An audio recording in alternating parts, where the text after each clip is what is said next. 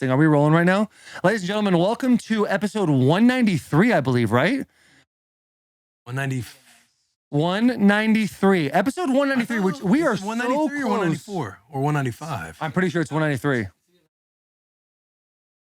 93 or 94. I was really hoping this would be a clean. Yeah, exactly. This is 193. So everything I said in the beginning is correct. This is episode 193 of Bussin with the Boys. We have an outstanding podcast for you guys today. We have a podcast with two of our great friends and staples of Nashville, Tennessee, Mr. Jelly Roll and Ernest K. But before we get into that episode, we need to talk to you about the most durable, reliable vehicle on the road. Playoff pictures are starting to emerge. Some shaky for some teams, some not so shaky for others.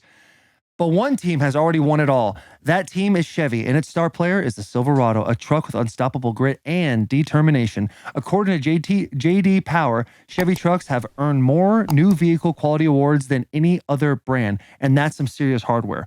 Do us a favor, head over to Chevy.com to learn more about the Silverado, which is as strong and dependable as the people who drive them. And if you're thinking about that hardware and what you want to do, you can go to you can visit jdpower.com/awards for all their award information. Listen. Hey, that was a good ad read, by the way. Thanks, buddy. I do want to say that. A little bit of ad lib in there too, which that's what I was impressed with the most, is when you looked away from the screen, you said a couple things. And for those who are interested in the awards, you go back, and then the Silverado, the grit, determination. Reading is definitely a thing that you're getting better at. I'm working on it. Yes, and I appreciate that. We got to stop with the normalized dude typing dudes. Yeah, yes. And we got to stop with the I'm in the box of a bad reader. Yeah, thank you. Maybe at one point in time. Yeah, the box is open, dude, and there's a ladder, and I'm about to get out of that thing. Yeah. I'm about to crawl out of there, dude. This podcast reminds me a lot of the Midland podcast. There's a lot of chaos going on at times. There was definitely more organization in it, though. Yeah, I think it's cleaner.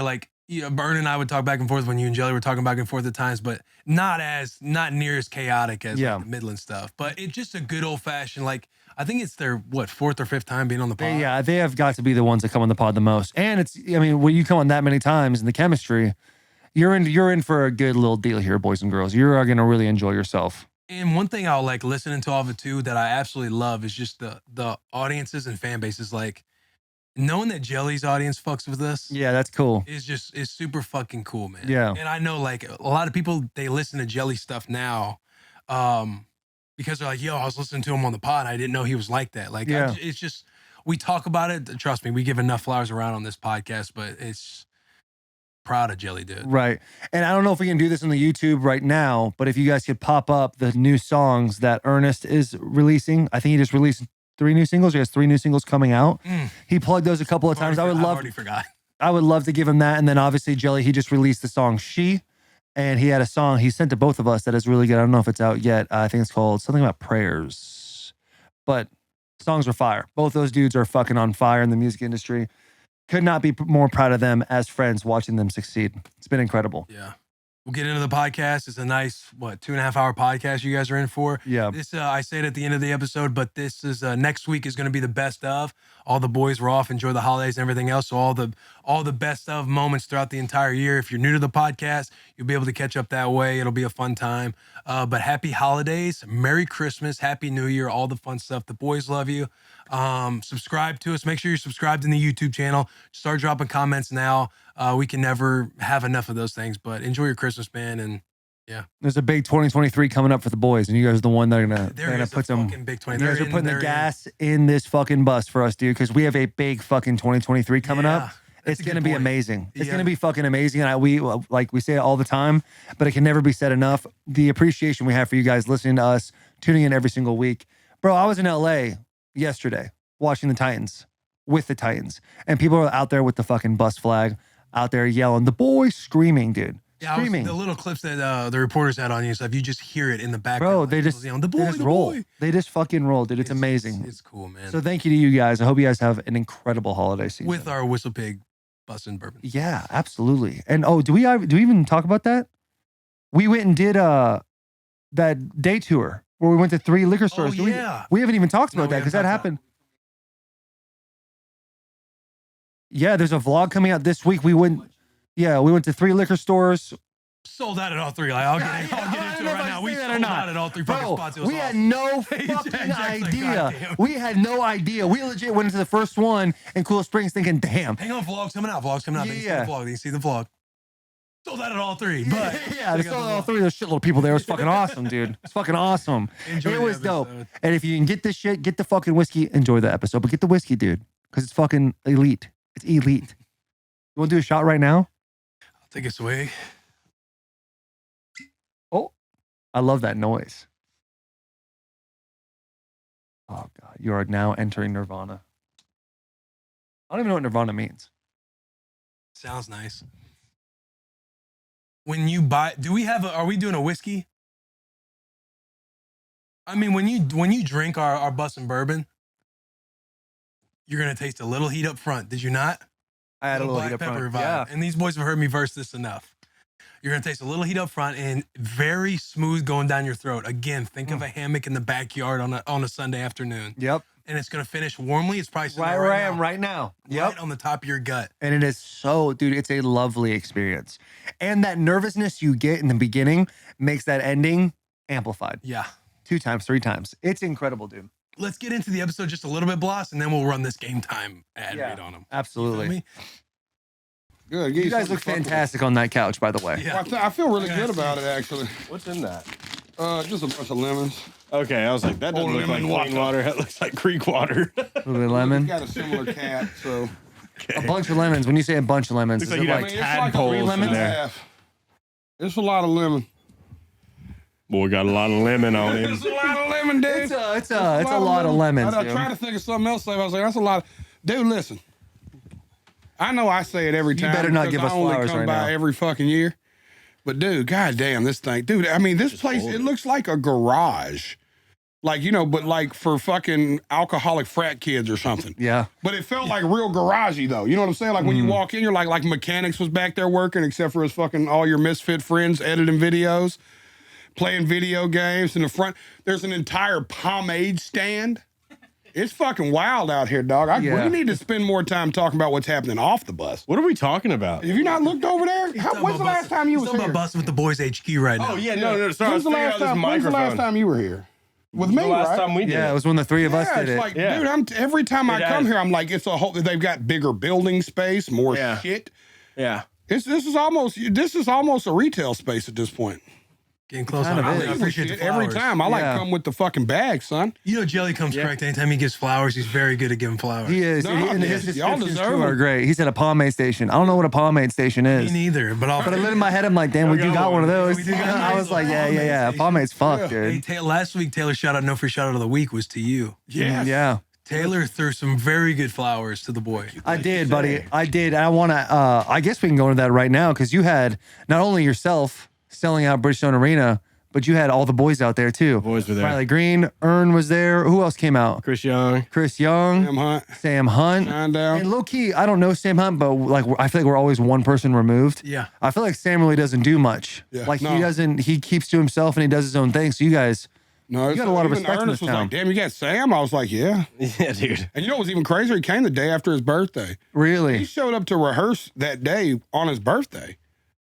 I was like, this is wild. that is crazy. Yeah, because like I'm not doing nothing on my birthday but drinking. yeah. And so in my shout out, no free shout out, I was like, when we were on the side stage where you first went up and you sang, I think you went hard on 3 songs right away, like banged them out, bang, bang, bang. We were all Crowd's 3 going together. fucking Will and crazy. Taylor and I were standing there like Yeah. jaws on the Dude, floor. Like, legit oh had my goosebumps. God. Yeah, we were going crazy. I feel like it was a Bieber concert. It was wild, bro. Wild.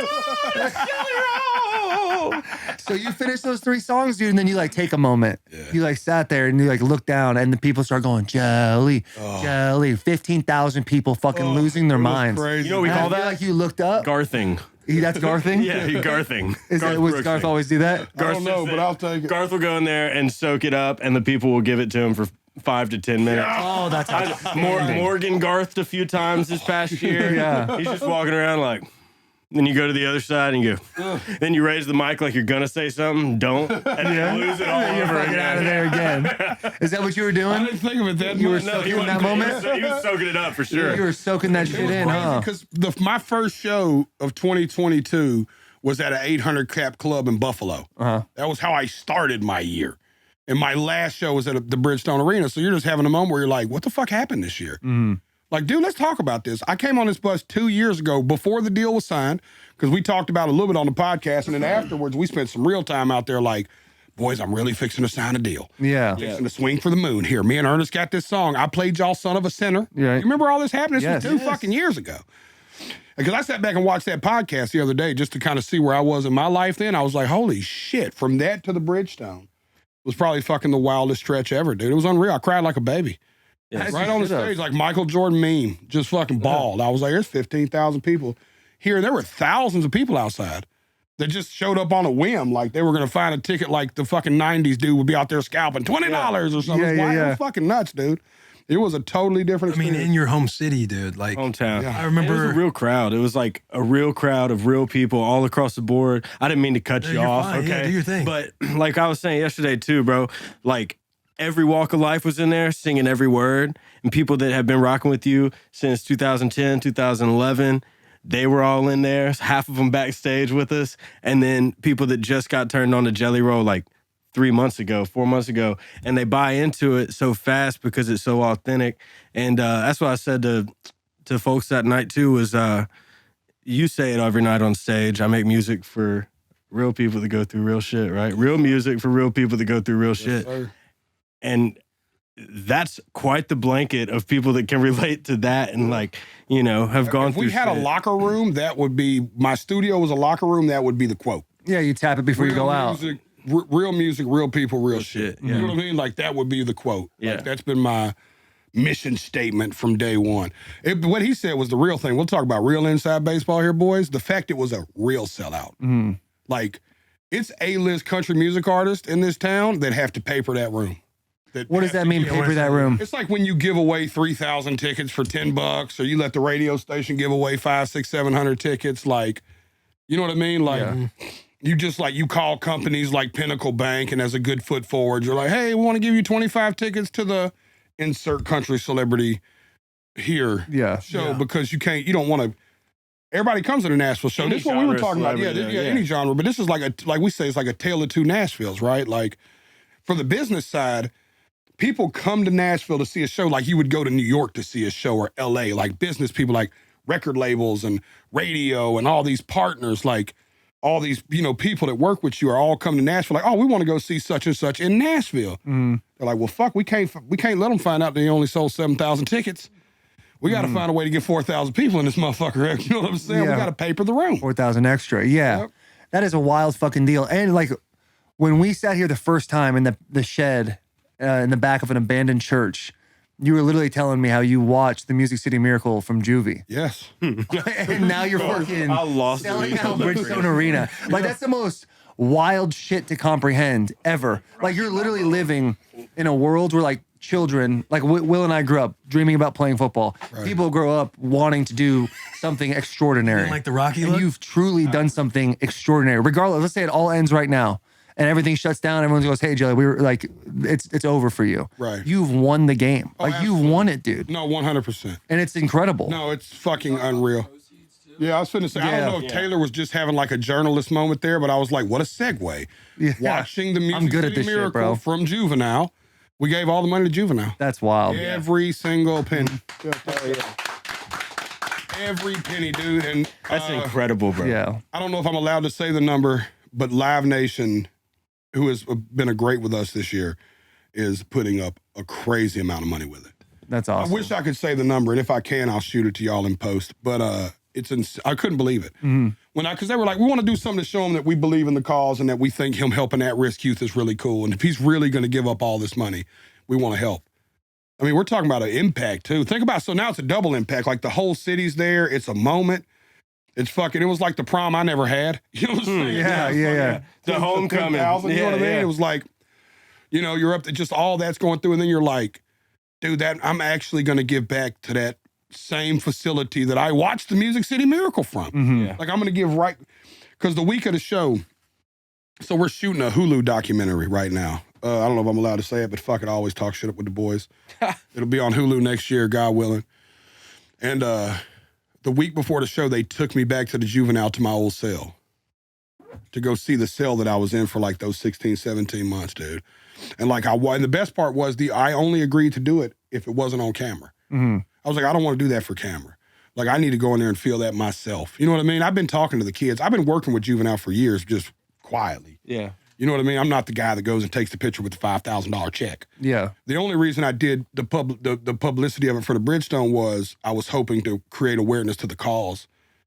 Somebody gave me perspective about charity. They're like, hey, man, it's not about getting credit for it. It's about you pointing to something people don't think about. Mm-hmm. And how many people think about the kids? You know, we went and fed them on Thanksgiving. Don't nobody think about them kids on Thanksgiving. It's just not shit you think about. Right. There was a 13-year-old kid in there away from his family on Thanksgiving for burglary. Sad, man. You know what I mean? Just shit. But, man, I walked in that cell, Taylor. I didn't even cry. I was just so filled with pride. I never felt the feeling of, like, proud. I've never been proud of myself for anything, ever. I've been mostly disgusted with myself 90% of my life. You know what I'm saying? You ought to be So proud of like yourself, You walk in bro. and you're like, I'm finna build a studio right here in this fucking facility, like a big boy joint. I'm finna build one for an aftercare program. We're fixing to get with Robert Sherrill and Impact Youth Outreach. They'll have an aftercare program for kids, aftercare counselors, trade work. We're gonna try to bring barber colleges to the stuff next year. I mean, I got like a 5-year plan to put like $40 million into at-risk youth in Nashville, Tennessee. That's awesome. Man. It's my plan. That is incredible, dude. What would you, when you did go to, back to the cell that you were in, what is something that you feel like you would have told your young self back then, sitting where you are now? Oh, that's a good question, Willie. Dude, it's a double-sided question. I'm gonna tell you the real part. The first thing you think of is you want to look at him and go, you do not know how much pussy you're gonna get. You have no clue how this is gonna work out for from the you. question. Nobody saw that coming, dude. What is that coming? Buddy. This little kid is in jail and he's like, damn. Jelly, what am I gonna do? He goes, buddy, there's so much pussy coming your way. Don't even fucking worry about It was this. just like this. Nothing. Whoa. Whoa. Wrong. That's so I Raven. got nothing myself. Remember, he's 15. He's fat. Shit obviously wasn't going well for him. He's in juvenile. He wasn't getting hit on a whole bunch. The chips were down, dude. You know, it just looked like it wasn't going to work. And that was the beginning. You're going to get a lot of pussy, and you have no clue that this shit is going to work out. Yo, I Swear. You know what I would tell exact him? opposite of scared straight. Like, hey, you're exactly where you're supposed to be. This shit is epic for you, bro. Congratulations. That's so Hey, funny. don't worry, you don't deserve to be here. Yeah. I swear I would tell him too that, because I have my, I'd write a bunch of raps in there. Mm-hmm. The biggest thing I'd tell him is, hey man, you have no clue how many lives you're going to change with that piece of pen and paper. Like, please know the power that's in that. Because there's always the pen's more powerful than the sword, and it's like, I never understood that until people would come to me like, your music got me sober. You know what I mean? Cool. It's like, I just wish I could convey that to him too. Like, hey man, that's going to change the world, dude. And this is only your 16-year-old summer. It's not the rest of your life. Because I want to paint this picture for you. When you're 15 or 16 and you miss a semester of school, what did you miss? If it was the front half of school. Homecoming. Football season. Football season. Your whole football season. Yeah. Summer The first basketball semester, season. probably Christmas too, For sure. Thanksgiving. You're missing Christmas. Bonfires. October. Spooktober. That's a big, one. things are piling up. Right. Things are piling up. You're missing a lot of shit. School dances. And- Well, yeah, homecoming, yeah. Now think about it. Now, as a 37-year-old man, a 30-year-old man, right? How old are you, Ernest? We look at I'm 30. 30 even. Damn, We you old as look at- fuck. Creeping up on 40. Yeah, he's great. Fuck you. Fuck me. Fuck you. But we look at 6 months like, no, I sleep through it. Yeah. Right? You know what I mean? Hell, we all at different points have had to spend 6 months recovering. Mm-hmm. You know what I mean? Like, it's like, oh, dude, for me, it's like, I'd go do 6 months in jail right now for you. If I could have the choice for any one of the people on this bus that I love, it's like, either Taylor's got to go for 6 months or somebody's got to go for him. I'd be like, well, I got 6 months to kill. I don't tour till July. You know what I'm saying? It's like, fuck. Thank God, bro, because I'm not trying to go to jail for nobody. But it's like when you're, I'm gonna say, when hey, you're- like, Big statue Jelly you go see from here. when you're I get taken. when you're 16, the whole world's over. That's you, Yeah. You're behind a whole year in school. You're not going to make up that whole first semester academically that second semester. So it bleeds into the next summer. Like I would tell them the world is not, and that's what I'm telling these kids when I talk to them. The world's not crumbling the way you think it is. I know in your mind that it's over for good and that this is the only, like there's no hope. You can get back on track. Yeah. Because not 16 months, flash in the fucking pan, dude. You missed a single football season. We're going to get you out here, get you back on your grades, get you back in the gym. You'll be back next season stronger than ever with a better mindset. Mm-hmm. You don't feel that way at 15. That's what I wanted. That's what I would tell them. It's like, hey, man, because I started making bad decisions just like, oh, well, I'm already fucked. Yeah. You know what I mean? Nobody ever sat me down like, dude, you're not fucked, dude. The first time I went to juvenile, I was like gone 8 months. Or like, dude, you lost 8 months of your life. Like, relax, you'll be okay. Mm-hmm. You know, but nah, I just kept doubling down on that shit. Kept fucking doubling down, dude. Reps, baby, reps, baby, reps, baby. We interrupt this podcast to bring you Game Time. Game Time is the exclusive ticketing partner of Barstool. Give the gift of an awesome experience this holiday season with Game Time. If you're nervous about your present won't arrive in time or simply forgot, like your boy does all the time. Seriously, that is a big issue for me. Game Time tickets get delivered to your phone and inbox instantly.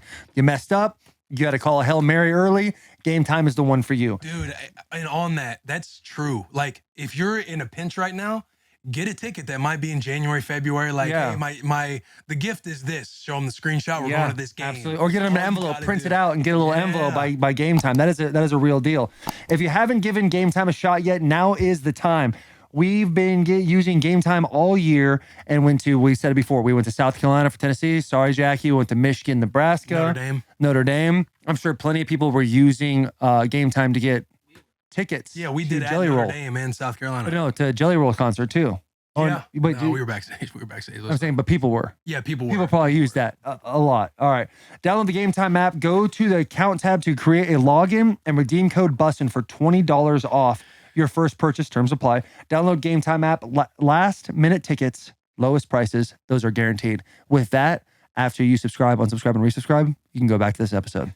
When you go to Juve and you're giving all this stuff back to like at-risk kids, juvenile detention center, stuff like that, do you think the system that's in place when you were in there is actually helping?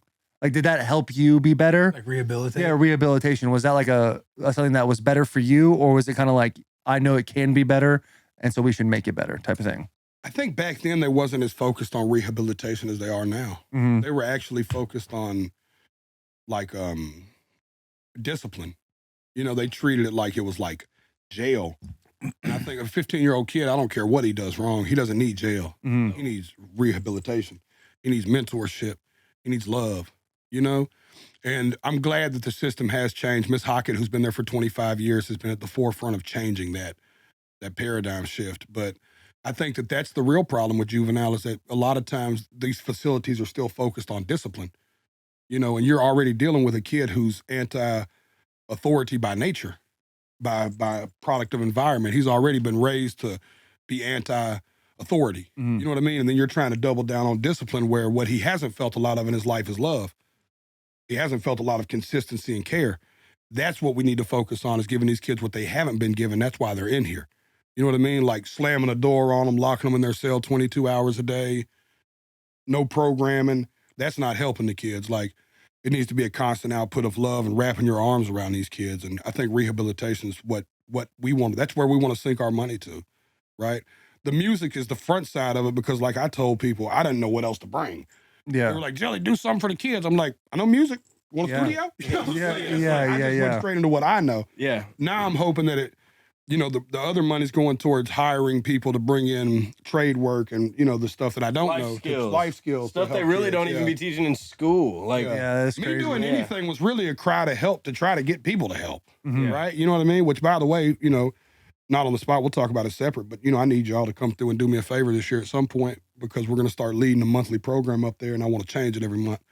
So maybe one month y'all come and talk about how y'all went from being athletes and podcasts and then paralleled and, you know, whatever. Just come and tell your story. These kids are so motivated. Nobody ever comes in and just says, what's up? Yeah. Mm-hmm. You know what I mean? Just your presence, just a fucking full-blown athlete, and they will blow their mind. Like, oh, shit. Because look, I went in there and seen a dude the other day that was 14 with a beard like yours, dude. No shit. I'm jealous. And I'm looking like, man. I am 12 with a $10 bill in there. Go back that 12-year-old running the football down Florida. Got a mustache. Hey, I went and looked at that guy's Instagram, and that man is actually 14. Like I was looking at you 12. You 12, right? Oh, you talking about that kid with the dreads? Yeah. His He is Instagram not. started in 2020, so he would have been 10. And it's like he looked like a 10-year-old that was like getting a head start. Yeah. And then it was like, boy, it was like summer 2021. This kid went from being 10 to literally 23 and like about to take my girl. And like, yeah, dude, like, oh my God. And the man's got the fake tattoo on his Right. forearm. He's like, He got the henna? Dude's committed to the bit, right? Like, Yeah, he's like, yeah. I know I look 33. I'm doing fake tats. I'm not 18. Can't go get real tattoos. Yeah. How tall is he? He looked I tall. don't know. The internet's just had the 5'9" most and fun with it. As tall as me. Just because the kid has a mustache, he's out there big dogging everybody on the I football seen field. him on there with somebody today that acted like him and like a baby Gronk dude were gonna hit each other or something, do a drill. You remember You remember Una? Oh yeah, Bro, the so Bears, I baby. would always play. We'd always play Una, of Who course. did you play for? Flat Rock Vols? No, I was with the Grassland Eagles and the Okay. Brentwood Blaze, but Una, The Brentwood Blaze. Mookie played for Una. We play against them. Orleans, but like, dude, there was just always somebody on Una that looked 21 years old, and they were returning all the punts, and they were playing You know what quarterback. was fucked up about Una was their culture scared you. Yeah, Like they would have the jerseys. So this is in the back of Antioch, right? They were called the Una Bears. Orange and blue. Right? They were orange and blue, and their Nightmares. names would be nicknames, but scary nicknames like Creature, Tank, Killer. Yeah. Right? That would be on the back of their jerseys. Car salesman. And the culture. Whatever they were gonna end up doing. Whatever they fit. It's your personality test. Yeah, and that was their nickname. Janitor. And they had a culture. And the whole stadium would do it, and they'd scare you and growl at you and Yeah. shit. And it was like, Christ. yeah, you just lost by sheer fear. They were all big. Hey, I played for Una for a long time. We had a coach. We had the Mud Bowl, is what we call it. It was when I was with the Grassland Eagles. We were playing Una at Ezo Harding, and it was like I bet they beat last y'all game of the year. They beat 52-0. the shit out of us. But this is hilarious. It was like 39 and raining all night, and the field was a mud bath. It was a Saturday morning. Ezo Harding had played the night before, so it was just in terrible shape. So, anyways, we had this coach. I won't say his name.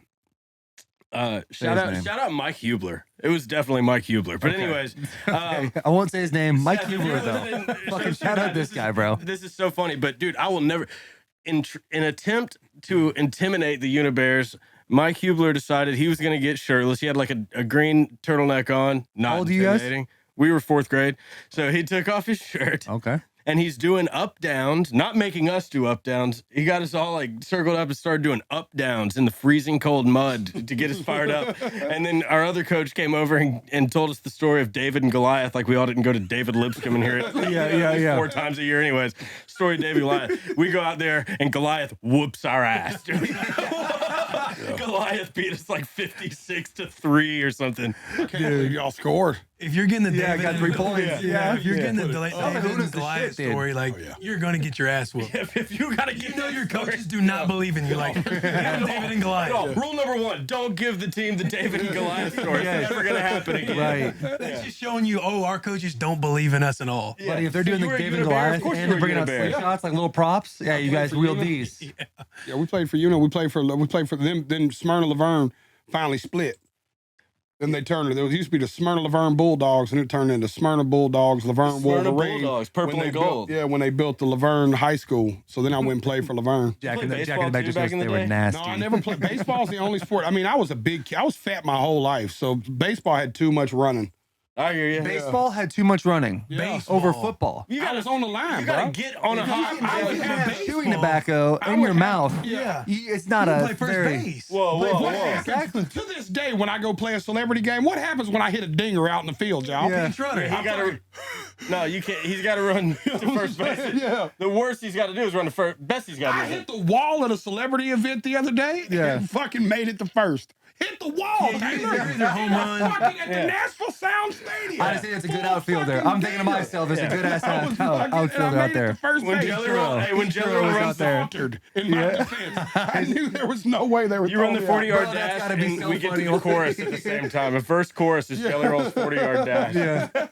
What do you think you'd run a 40 in? Oh fuck, dude! I don't In know. the afternoon.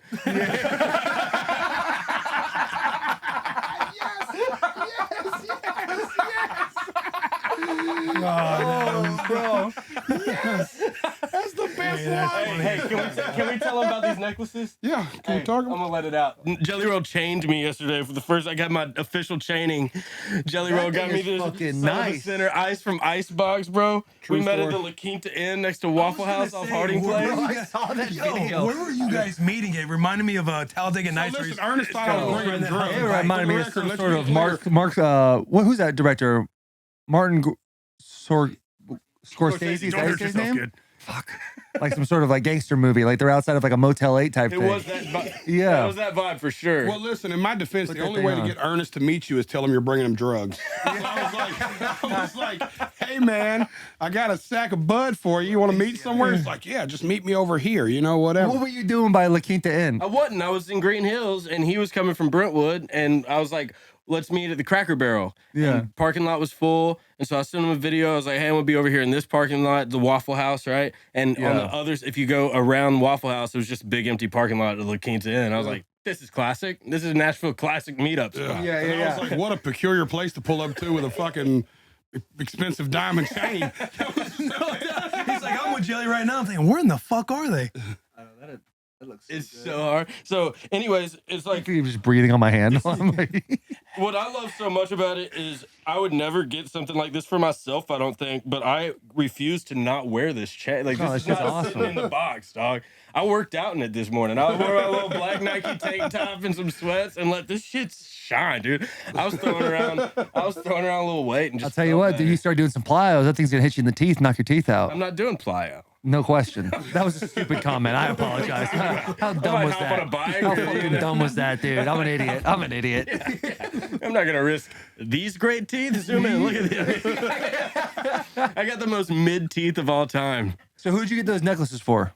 Me, him, and D-Ray, the three guys that wrote the record. That's So awesome. Son of a Sinner's number 2 on country radio this week. It might be number 3, but it's been between 2 Number and 3 three for right like- now. We got the freeze at number 3, and God willing, God willing, we'll go number 1 at the top of the year. Buddy. My That thing song does was, fuck so hard. ultimately, It I really met does. Ernest as a rapper. Ernest met me as a rapper. What was your rap name again? Snow. Snow? Yeah, just S&O. Snow, baby, Snow. SNO, dude. True Yeah. story. For sure did. And Okay. D-Ray, our homeboy now, but my homeboy for 20 years is from East Nashville. He was a rapper when I was growing up. So ultimately, I was like, you had 3 rappers, right? What is probably going to be a number 1 country song together. What do you get 3 rappers that wrote a number 1 country song? I was like, rapper necklaces. Yeah. Fuck are you talking about? Yeah. It's a no-brainer. That's the coolest thing ever. I was like, that's what we'll do. We'll all wear rapper necklaces on Music Row. Honestly, just I getting hope that we song start a on trend with it and radio. get Riley Green one. Get Riley Green one. Get him a I'll big get Riley duck Green one. piece. Just, Yeah. just a big diamond duck. Diamond Duck. Yeah, I'm Diamond Duck opening that bar. Get a chain with Riley, all over open your Diamond chest, Duck, dude. That'd be hot. That'd be hard. Yeah, that'd be Logo. sick. Yeah. I kind of want one of those. Hey, Christmas gifts? What you got for me, Willie? Speaking of, what are you getting me for Christmas, bro? These are some nice chains. $300 cab. You'll see. Oh, $300 cap. y'all had a cap That's what on we're it? doing for all of Oh our no, gift that's giving, that's isn't for it? the white elephant. I'm talking about what are we That's getting each my- other? That's my cap across the. That's my cap across the. I thought you You said know your boy. $300 You cab know like your boy. Cabernet. Yeah. I was like, oh, not bad. Hey, let's talk about our South Park bit. Let's fucking talk about that. Wait, have you told Jelly about it? No. Can I This is awesome. just go and we can join in? I think that is the best way to go about it. Sure. Compton wants Go ahead. no, please, you deserve it. You started it. You got to fill in. You got a lot of the fillers. All I want yeah, to you run it. preface it. Yeah, please preface, It just please. started. We're all sitting around the table, night out, late at night. We're about to play some games. You can figure out what type of mental space we were in. But we're sitting there laughing about, what do you got? What do you got, Ern? I don't know what that means. We were banged up. We were in a nice little, okay. Yeah. He was saying we were high. Yeah, but he was trying to be good about it. And we're sitting there joking about the trade, the Brittany Griner trade, in joking terms. That was on the Yeah. internet, just for everybody that wants to. Yeah, we were comment. joking about how the AJ And Brown literally, trade was the were only one like- worse. We were like, yo, they should do a South Park episode on the Brittany Griner trade and basically treat and you said, what if they traded Tom Brady Yeah. or was it the Merchant of Death still? Yeah. Yes. Yeah, Go ahead. so all right, so basically Cartman's president and they're in the White House in the Situation Room and the NFL draft is on and we have to make big things happen. We just like figuring out a way to get the Patriots to be better. Basically, he's like, I know what we'll do. He's like, we're gonna trade for the Merchant of Death to get Tom Brady back to the New England Patriots. It's like, yeah, it's genius. All right. So anyway, there's like a big parade, and everybody's like, Tom Brady. Tom Brady's coming back, and he's coming back in a convertible, and it's like right by the stadium, and he just drives right through and doesn't turn at the stadium, and his head's wobbling. He's on a mission. Yeah, he's on a mission. He's got to get somewhere. So he gets a few houses down, takes a right, pulls in. Giselle, let me in. It's Tom Brady, 7-time Super Bowl champion. Yeah, Giselle, please let me in. So Giselle comes, lets him in. So we have an addition to this now that I think too. So he wants to get Giselle back. He doesn't give a shit about playing for the Patriots. So he's trying to get Giselle back, talking back. He finally wins her over. She leaves the house. She's like, okay, whatever. It's all good, Tom. She leaves. What we didn't know this yet. I think she's going to AB's. I think they're having an affair. Yeah. Yeah. Okay. She's going to Antonio Brown. Or AB answers the door when he goes to see Giselle, and the whole show is about him trying to get Giselle back from AB. That would be funny. Yeah. That'd be funny. Yeah. So, anyways, Giselle comes back, finally make amends. Tom Brady's making out with his kid. He blows it. And then all the while, the Merchant of Death is like planning a huge attack on the NFL or something like that.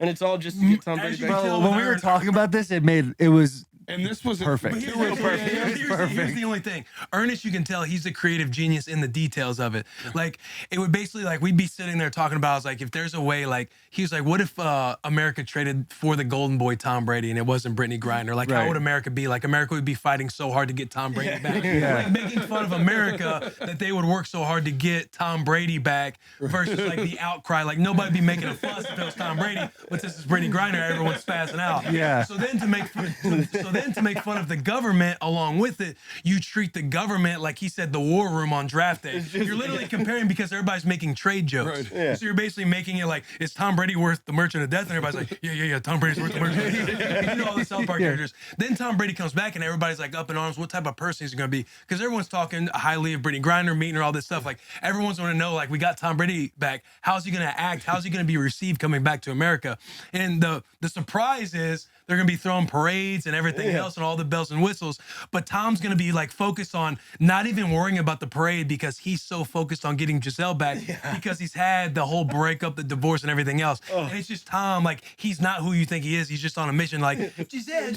Yeah. You know, doing Tom Brady, 7-time Super Bowl champ. and Ern was like, every time he introduces himself, he's got to say those. He's got to say that phrase. And then we got through that whole storytelling, and we were trying to figure out how you wrap it up and end it all. But maybe it's like, you know, There's got to be it's got to be an hour special, and there's got to be a side story about the Marine who also didn't get in the trade, and he thought he was going to be out. Like, he's in the draft room. You got to And find he ways doesn't to get make fun of selected. everybody. Yeah, you got to make fun of everybody. You know what I mean? Everybody's got to get a piece. South Park does an Where- incredible job of that, when dude. did that- It was- where was it y'all was at? like It's like brilliant. a week ago. Yeah, it's a brilliant We episode. just playing Brilliant Mario, episode. or what were we playing? Mario Party. Mario Party. Yeah. Just mini games. On the Switch, dude. You had like these little person? tiny controllers. Yeah. What's that? In Yeah, person? we were in person. Yeah, we were in person. Well, I got a Switch. I'll come next time. We play them on the bus. Come on. Oh, we're I'm down, undefeated bro. in Mario Kart. Mario, bro. Drunk Mario Kart, I smack ass. Drunk driving. Buddy. What are you doing, honey? I'm drunk driving. Wait, what? No, I'm playing Mario Kart.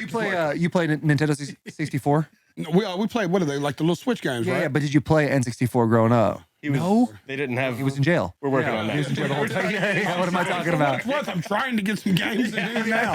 I'm fighting a good fight, y'all. They have a TV with Bro, you need YouTube. a game. Yeah. And I hate bringing this up because this might change the mood a little bit. You need to play Red Dead Redemption 2. Have you played that game yet? What do great. you play on? I play on Xbox. I do too. I'm Let's play not like a true gamer. Me What's neither. your, like, That game you no. play with others. You got to go on your own buddy. journey, bro. Really? Let me- I'll smoke weed and do it. dude? Red it- Dead's I got a awesome. little game station. I wrote Red Dirt Redemption because of that, by the way. Did you really?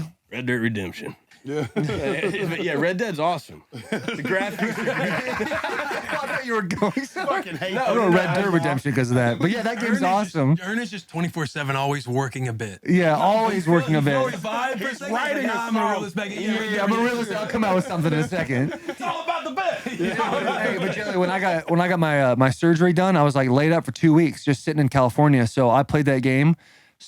I would play like 8 hours a day. Like, you have to put fucking time in this game.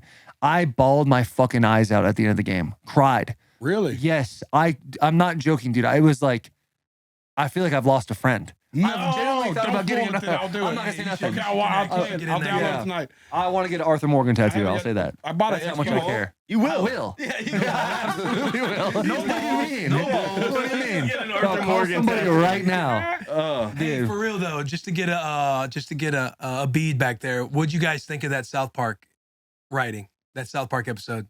You think that would be hilarious? Yeah.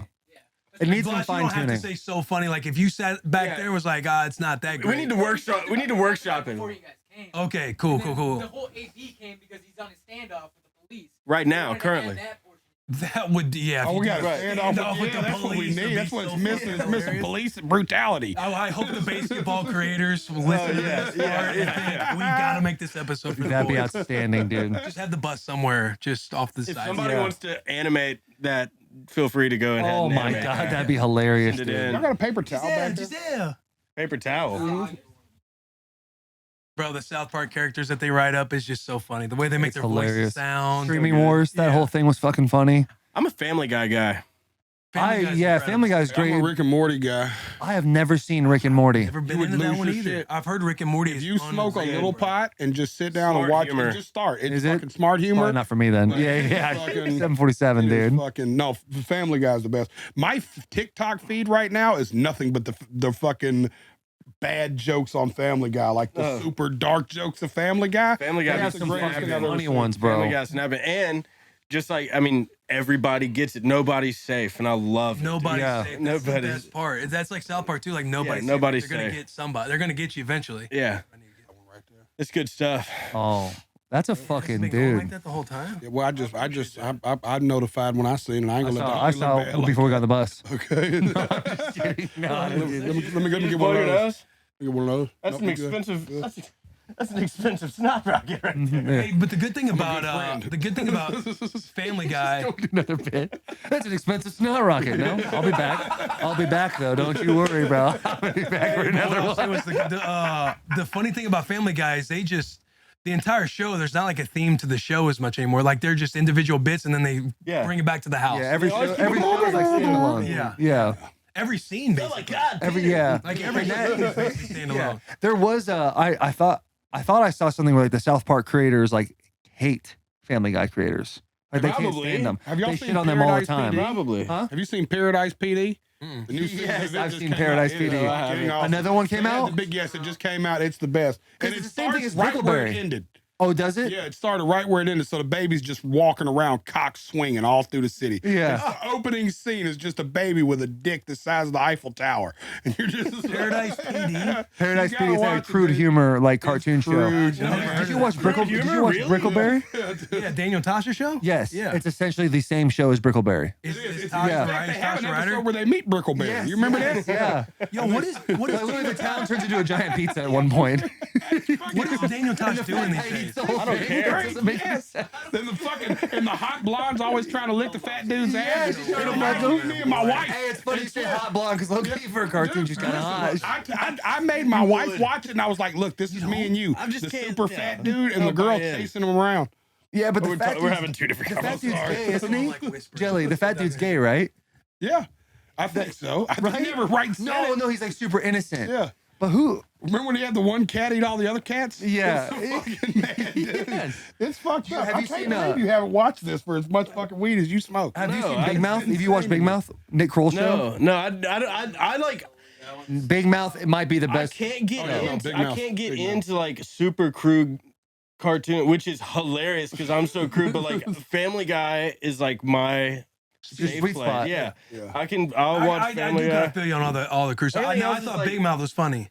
Yeah. Big There's Mouth was funny funny. bits. Yeah. I'm like, if somebody's like pulls up a thing on YouTube that they want me to see, I'm like, I get it. This is why this is funny. But I'm not gonna sit at home in the 45-minute window I have to watch TV. We interrupt this episode to bring you an important message from the boys at Roman. No free shoutouts to Roman. We've been talking to you about Roman for years. Roman is all about improving the lives of men by taking and making high quality care accessible and convenient. But did you know that the boys at Roman is not just available online? Roman is also available in several major retailers nationwide. You can find the boys in Walmart, CVS, Walgreens, and Rite Aid.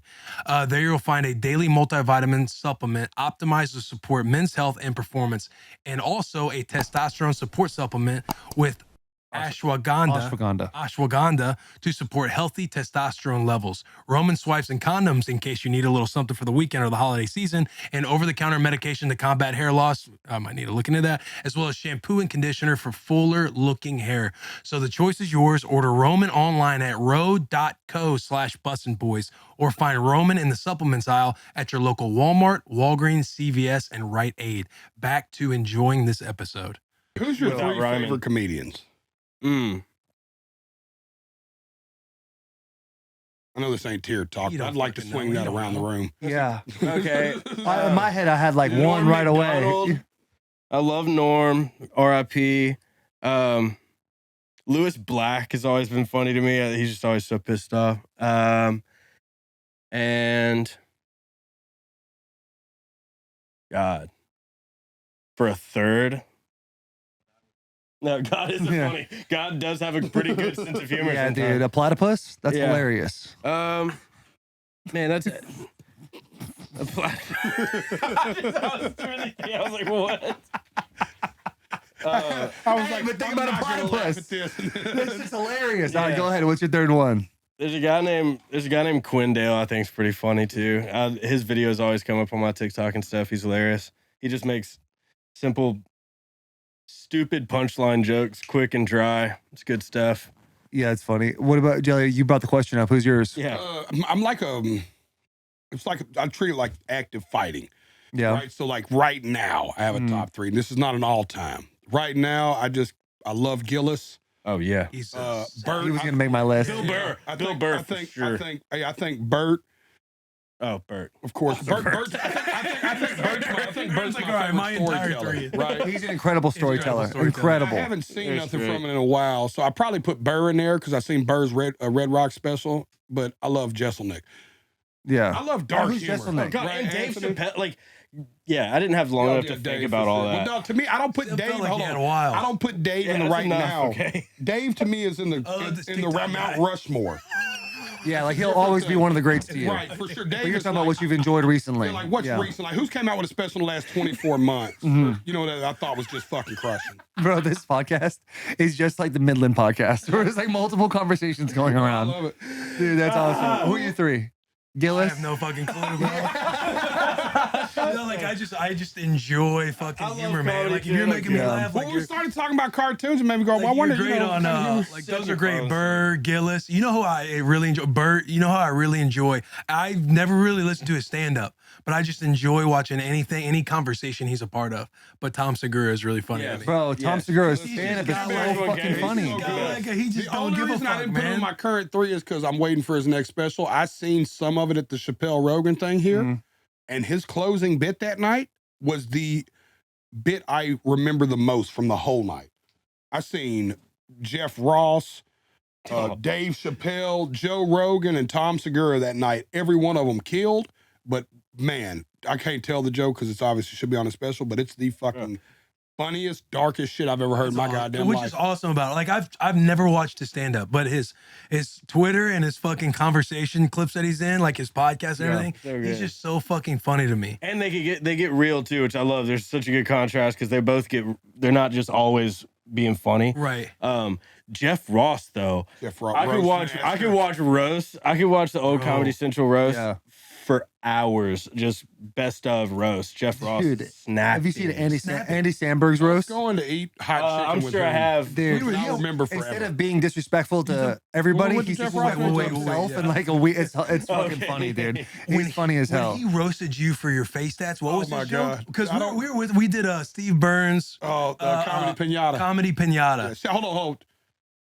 No free shout outs, but shout out to Steve Byrne. He does have a special on Amazon Prime right now called Yes. Last Late Night. So Last late yes. night. No, yes. perfect. that's That's the great. homie. I have to do that. Sorry. That's great. But we was on Comedy Pinata and Jeff Ross was there. It was me, Jelly, and Jeff Ross. And we're just thinking, I don't know if you were thinking the same thing, but I'm thinking it's fucking Jeff Ross. Oh, dude, that's how I felt the whole time. Me and Will were like kids. We would no look doubt. at each other behind Jeff's back and be like, Jeff and then he was like, so y'all want to go get something to eat? I was like, fuck yeah, we Yes. do. We went and ate hot chicken with Jeff Ross. I love Hattie that. B's. But what did he say about your face I wish tattoos, I bro? could He remember fucking. that.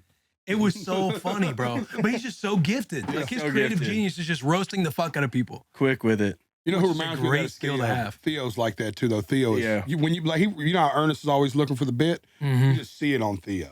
The amount of times you watch Theo look at you and go, oh, I could have just fried your ass, but I didn't. And he just looks at you like, Yeah, Theo is 24/7. 24/7. Hilarious. Time, bro. yeah, no, he don't care. He's just, his mind moves that way. That's so funny.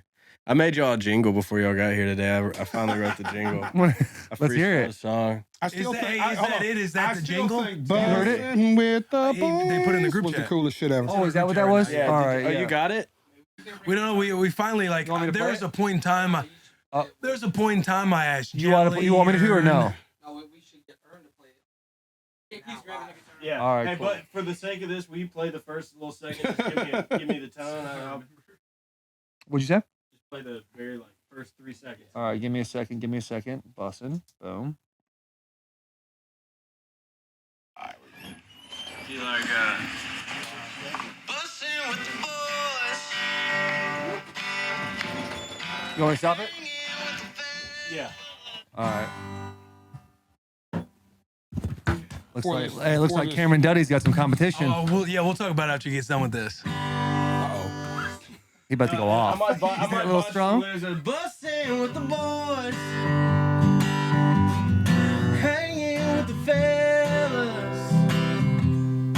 Betting on a ball game. No woman's gonna tell us what to do. We'll be over here, Lord, drinking ice cold beer and making that noise. Just hanging with the fellas. Bussin' with the boys. Hey, that is fucking rolling, Bob. I'll get it clean. Oh, hell. Boys. And hanging with the fellas. Betting on a ball game. Ain't no woman gonna tell us what to do. I'll be over here drinking this beer, making that noise. Hanging with the fellas. Bussin' with the boys. There you go. Bussin' with the That boys. is outstanding, brother. That was That awesome. was fire. Here's what I was gonna say. It's probably not going to be your guitar, but that was your fire. guitar text back there. Here we go. There you go. Thanks, Ryan Hurd, for the guitar, I guess. Before we go to that, hey, your guitar player that was on the right of your stage, every single song he was switching something out. He's a fucking stud. Yeah, thank you, He man. is. He would walk the set. Some guy be giving him one. He'd be giving one. No, I think that's Casey's side. Casey. Yep, Buddy, yep. he was fucking outstanding. Yeah, thank you. You know, He he's been was- with me the longest too, man. Yeah. That's my favorite part of that. He produced Creature, which went platinum. I got Tech 9, got his platinum plaque that night. I was so proud to give That's Tech so 9. That's fire. awesome. Like the underground. First of all, the fact that my favorite part of that whole night is that, especially you being a Missouri boy, was having Tech 9 and Riley Green on the same. I look at it like a fight. It was they were on the same fight card. Bro, That's crazy to me. That's insane. Never before and never again. Oh. Yeah. And that it would make sense. Yeah. That's a Jelly Roll concert. For real. For real. Before and never again. Like, well, you're gonna get some Tech 9. You're probably gonna get some Riley Green. I don't know. Yeah. There's What, so much- how long did it take you to come up with that? Don't piss me off too. How long? Y'all tell me. Y'all heard it? Literally happened within like, Yeah. from like 5 to 10 minutes. Yeah. Well, I said 5 to 10 minutes. Yeah. Y'all been chasing him down to do it for 2 There's a point in years. time. Yeah, there's a point in time I was chasing Ernest, Jelly, anybody who's been a musician that's came on Yeah. a bus. I'm like texting them, fucking. Yeah. This, I mean, this, that's- this, and that. Early days. The Midland, Cameron Duddy, he's in the middle of trying to make his jingles. He's I'm legit like, here yo. too. He listens. Yeah. He legit. He's like, I he will listens do a it. lot. I'm like, a lot of people's told me they'll do it. I just did it. I know you just did. no, hey, you, No you doubt. follow No doubt. through. fucking You did. follow You through, did. Hey, friend. I've told you how to do it 2 years ago. I did. He showed up a whole 8 minutes early today, y'all. So you can I had give you a his fresh time. little doot going. I was like, it's 11:15. I know somebody's in there. I'll go in. There's pick up a guitar. I was planning on lighting those Black Cat firecrackers, but we're having too good of a time in here. So I literally had them set out. They're under there. I might do it. Who knows? But yeah. So I ended up just coming up with a jingle. I think it's right. I still think my favorite thing ever was Bussin' with the boys. First time I heard fucking sugar. What was that? It was when you did it, when you were Did fucking I in do here. that? No, you Yes. did. It was during COVID. It was Bussin with the boys. For sure. I did that. 100% you did. quarantining with the boys. Quarantining with the boys, yes. With the boys. You wrote a little jingle for that. Quarantine No. with the boys.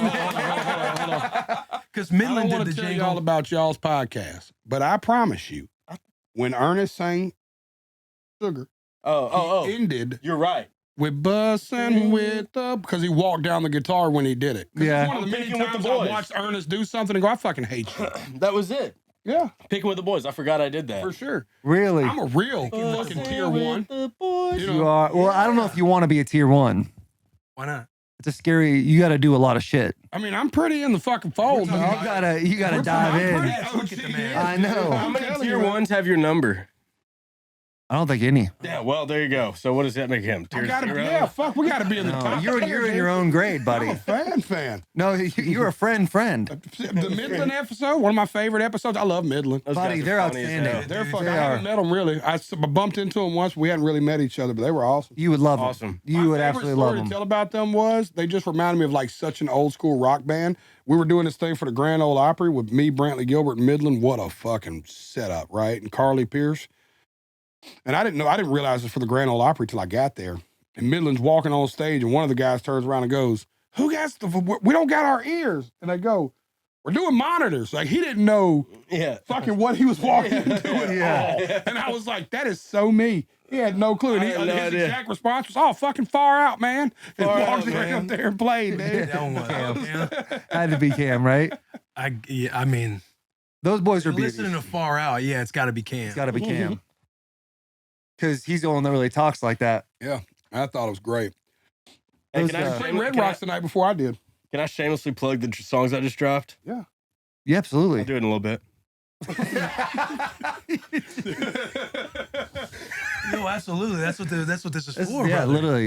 You gotta talk about what's going on in everybody's world, man. 3 new songs: "Miss That Girl," "Unhang the Moon," and "Songs We Used to Sing." I announced the Flower Shops album, but it's part 2, 2 Dozen Roses, 13 new songs total. It'll be 24 songs total combined with the original Flower Shops. And yeah, it's like a part 2. They're going to call it a deluxe, but I feel like sometimes deluxes are made by just slapping 3 new songs on a thing, and I don't know what that's all about. Mhm. This is a part 2. The story continues, and it's some of my favorite songs. And You got a date on the whole record? say what? You got the date on the record? February 10th. February 10th. Ooh, right February in time 10th. for Valentine's Day. That's right, you know it. Oh, yeah, it's gonna be a rose-infested Valentine's Day. for Yes, sure. Little man. baby making music. But, hey, people are going to make babies over Ernest, dude. While It's Ernest fine. is serenading in the It background. might be It me. might Oh, do it. February?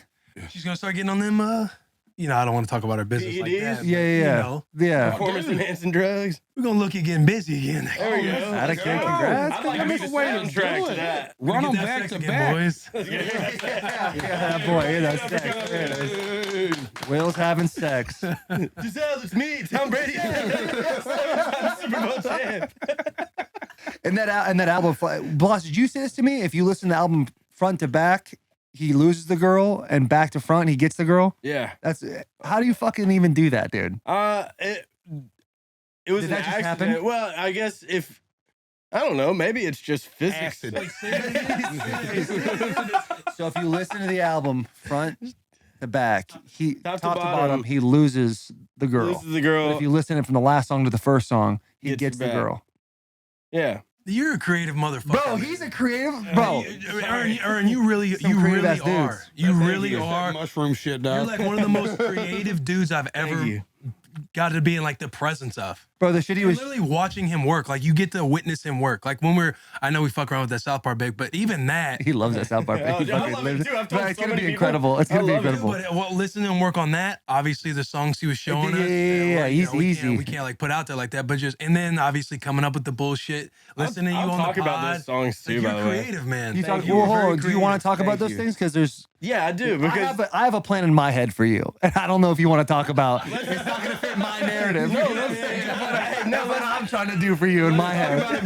because if you've seen this, then you'll know when you know, and if not, then That's a good. That's a Hot good. out. Yeah, bro. point. But 10 years from now, when everyone's like, "Who 10 is years? so and so?" They're gonna be like, "Oh, bro, You didn't know in That's who you 2022? were. Yeah. But I don't know if you want to talk about that. Ladies and gentlemen, we interrupt this podcast to bring you Duke Cannon. It can be hard to find good last minute holiday gifts for the boys, but don't panic. Duke Cannon has the perfect gift idea for the hardworking guy in your life. Their big ass lump of Kohl soap that is a humorous yet sensible gift for the guys in your life.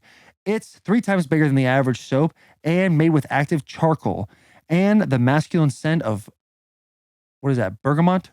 Bergamot, Bergamot? Bergamot, Bergamot? Bergamot, and black pepper. And black pepper. If you want to give someone a gift they won't hate and immediately return after Christmas, do the boys a favor and buy Duke Cannon at your local Target retailer. We said this before on one of the earlier ads. This is one of those things that stocking stuffers, boys. There's presents you can give out under the tree, and that's great. But low key, when you walk downstairs and you see that giant ass sock and it's stuffed with a bunch of shit, you know there's probably a couple hitters in there. And this is one of those things you might look over at first, but then you actually try and apply. You're really gonna enjoy what you When get you there, round dude. out a high quality stocking, Yes. that goes a long way. Life you either gets put some better. bullshit in the stocking, or Yeah. you get like, There's yo, always some bullshit like, in there. because you Couple chocolates. approach a stocking like, all right, let's see what else is left, all the Yeah. extra shit. But when you Right. got a well-rounded stocking, like you're like, yo, this is fucking nice. You smelling this big ass lump of coal? Right. And you're like, yo, hey, they got me soap. Like, what's that all about? That Like, soap you know will what I'm change your saying? life, just trust me. This soap's Yeah, gonna the change your life, soap's boys. unfucking real, dude. You know? And the thing too is, like, a lot of times when you use bars of soap, you put the bar of soap on and then your skin kind of feels like tight. Not with Duke.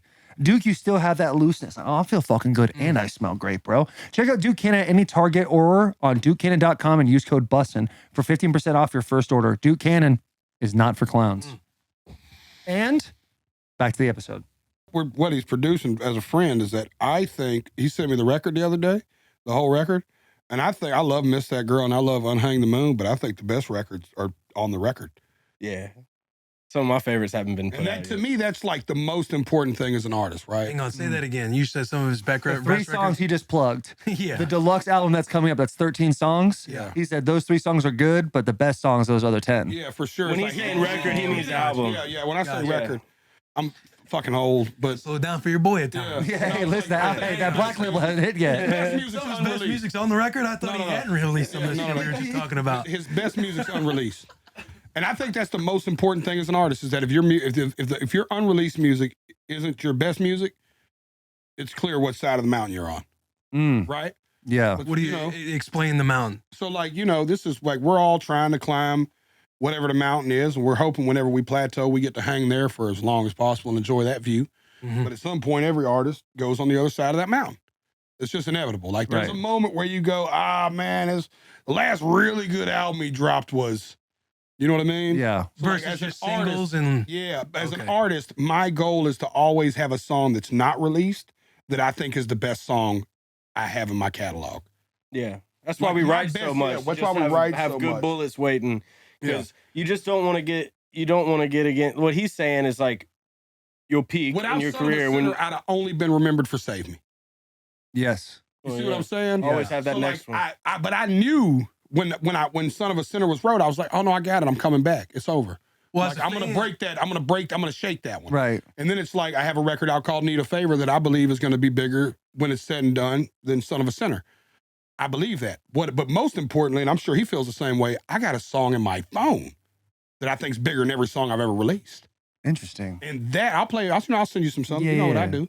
But it's like if I don't feel that way, I'm in trouble. Do you not feel the same way as an artist? Am I the only Yeah. weirdo that's like that? no, Like, 100%. Gotta have bullet in I the chamber. gotta have something I Yeah. feel like's Yeah. better than my I'd be last very work nervous on me. if my phone was lacking Right. a hit right now. For sure. If my Yeah. phone was in a place where I was like, I don't have a Same. song I'm comfortable plugging Same. into an auxiliary. Same. Like any room in Nashville right now, any songwriter, any artist, if they break out the auxiliary cable, you will watch buttholes pucker. Because there are a lot of dudes in this town who don't have a good song in their phone and they're fucking scrambling to find one. You know what I mean? Where I'm gonna be like, give me the fucking cable. Hey, wouldn't it be so far to do a Nashville version of Versus? Yes.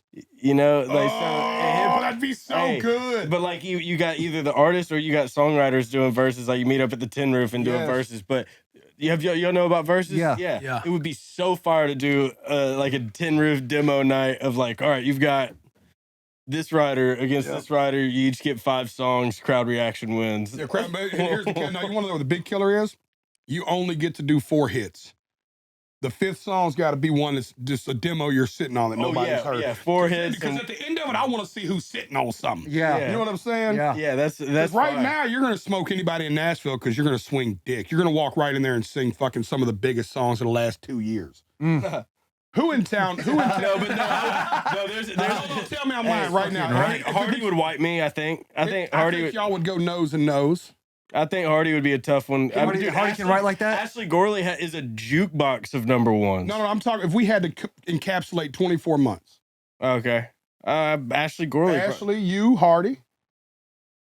Well, but Who hold else would get up on. there and bring the smoke? Jelly, real quick, Who would get up while there you guys and are bring the arguing this, smoke? what are we arguing right now for me and Will, who are not in the music business? I got the mouth open look going on. From a writing standpoint, From the songs they've written, what the big hits Ashley's they've written, what Hardy's written, and what Yeah. Ernest has written in the last 24 months. And you put them in front of 700 people, 500 people at the tin roof. Yeah, You pack the tin roof ass to elbow. yeah. And crowd Is reaction it wins. aux chord or is No, it I think play on a guitar?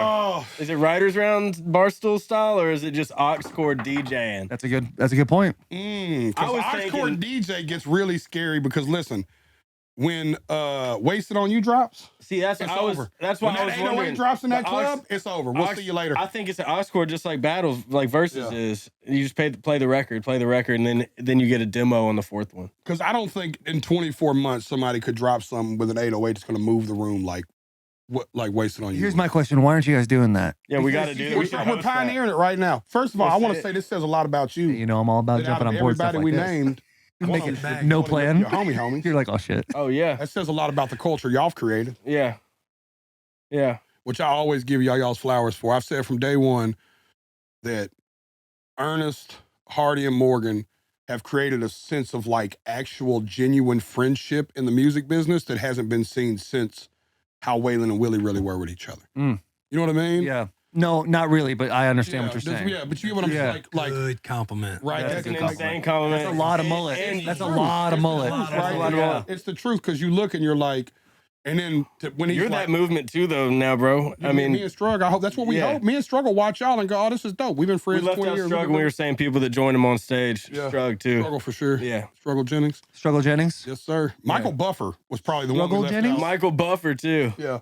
Struggle Jennings. You know my best friend Strug. We've been best friends for 22 years now, 21 Really? years. He's got a 23-year-old daughter that I babysat. Oh, That's for how I real? judge Wow. how long we've been friends. Did you His daughter, babysit Brianna- Ryman sometime for Listen, me? anytime. First of all, I'm the babysitting. I'm a know, dude. babysitting motherfucker, dude. I love Kids it. love me. Kids run up to me. They hide behind me. Little people are attracted to big people. Yes. This is a fact. You've seen it your whole life. Tell the truth. Yeah, but I've also feel like there's the opposite too. Like the kids are like, oh hell, like they kind of like they feel more Yeah. comfortable. But there's also those kids that are like, yo, he might be a little too big. That might be a little too much for me right now. You know what I'm saying? Might be a mascot. Yeah, yeah. Mascots terrified me. Yes, mascots will There was a fuck you up. bison mascot at Lipscomb University that I went berserk over every time. I'd see the costume in like the equipment room and be like, not going near that. Not fucking going near it, going dude. near that. So okay, hold on. Oh yeah. You're saying the best combination right now is Morgan, Hardy, and Ernest. Yeah, well, it's like because of their what I Their chemistry. their They have a chemistry true because it's friendship. real friendship. Yeah. You talking you about what feel they've that- done for the And industry? listen, the way they do it, I could bore y'all with nerding out about this. The way Morgan took Hardy and Ernest on the tour last year, hmm and then double back and brings them both back out next year.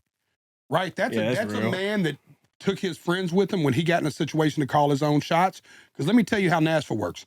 Every record label and booking agent in town were pitching everybody but Hardy and Ernest and Morgan. Why do you think that is? Oh, it ain't a think. I fucking know. I know how. Okay, this business why do you works. know that Oh, is? 'cause Why it's is the greatest look in the music business right now. Yeah. Dude, he's the 800-pound gorilla, dog. Morgan Wallen is the king of country music right now. He outstreamed, I said this the other day, and I think I got this fact right. He outstreamed the second biggest streaming artist in country music by like 900 million streams. Really? Who was Yes. second? I think it was Zach Bryan with like 1.3 or 1.4, and I think Morgan had Wow, you say 2.1. Zach Brown because I feel like I haven't heard much from Zach Brown. Fire. Is he? Zach Or- Bryan? Zach Bryan, Zach Zach Bryan or Bryan, Zach not Brown? Zach Brown. Zach I'm Bryan. talking about Zach Bryan. Oh, okay, You okay, talking okay, about Zach okay. Bryan? Yeah, he's All right. incredible. Yeah, Zach's Listen, fire. he is so. Zach Brown's incredible too, but Zach Bryan is on flat fucking fire. I told Delaney this when I was like, this guy's everywhere. He was on the Yellowstone playlist at last Perch. night. He was on Yellowstone last He's on the night. cover of every country playlist, and he Singing. deserves it. He's a cool dude. He's a really good dude. I'm glad man. he's getting looks. I'm glad he You're started saying looks. the industry would pitch everybody except Hardy and Ernest because he's the big dog, so they want to pair him with other big dogs. Exactly. Well, not even Make a super tour. Yeah, it's Got you. And they want their artists to get the best look they can get. Like going out, Morgan don't need nobody to sell tickets, y'all. Right. Let's call a spade a spade. He don't need nobody to come out there He and can sell play tickets. 2 hours, 3 hours by For himself. sure. And everybody. Really? And, he could do He'd sell it 45 out. minutes of covers and girls would just sit there and cream. The dude's on fucking fire, dog. He's fucking Elvis. But it's like straight up. Hey, that's a strong statement. This is He's Elvis. to some 12-year-old little girl. Yeah. The dude is the closest thing to Elvis she'll ever see in her And to a lifetime. 22-year-old UT frat dude. Yeah. You know what I mean? Yeah. You know what I mean? Like it's the closest. You got to think about it from I'll give you a piece of perspective. God, I hope this don't come off wrong. My daughter doesn't know who Kid Rock is. Okay. So like we're up meeting Kid Rock and she's heard the name, right? And she knows that he's a really big deal, but she don't remember how fucking insane the 1997 Kid Rock era was. Mm-hmm. You know what I mean? She doesn't remember how you could not move through the United States of America without hearing ball to the ball, to bang, to bang, right? Anywhere. I'm talking about in the projects. Bro, Devil white Without a trash, Cause the was a country. fucking hitter. She missed that whole era. So like to her, Meg the Stallion or Cardi B Yeah. is like, what was he this big? And I'm like, oh no, you don't understand how Sweetheart. big Right. he was. Sweetheart. You know what I'm saying? But there's different I feel like there's different levels of big now because Right. of how much social media there is. Social In media changed 1997, it was everything. like, It was a different. Well, that was the year of watching the Last Dance documentary. Reminded me that we'll never have real superstars again. Woodstock, 99. you watch Elvis Presley's movie.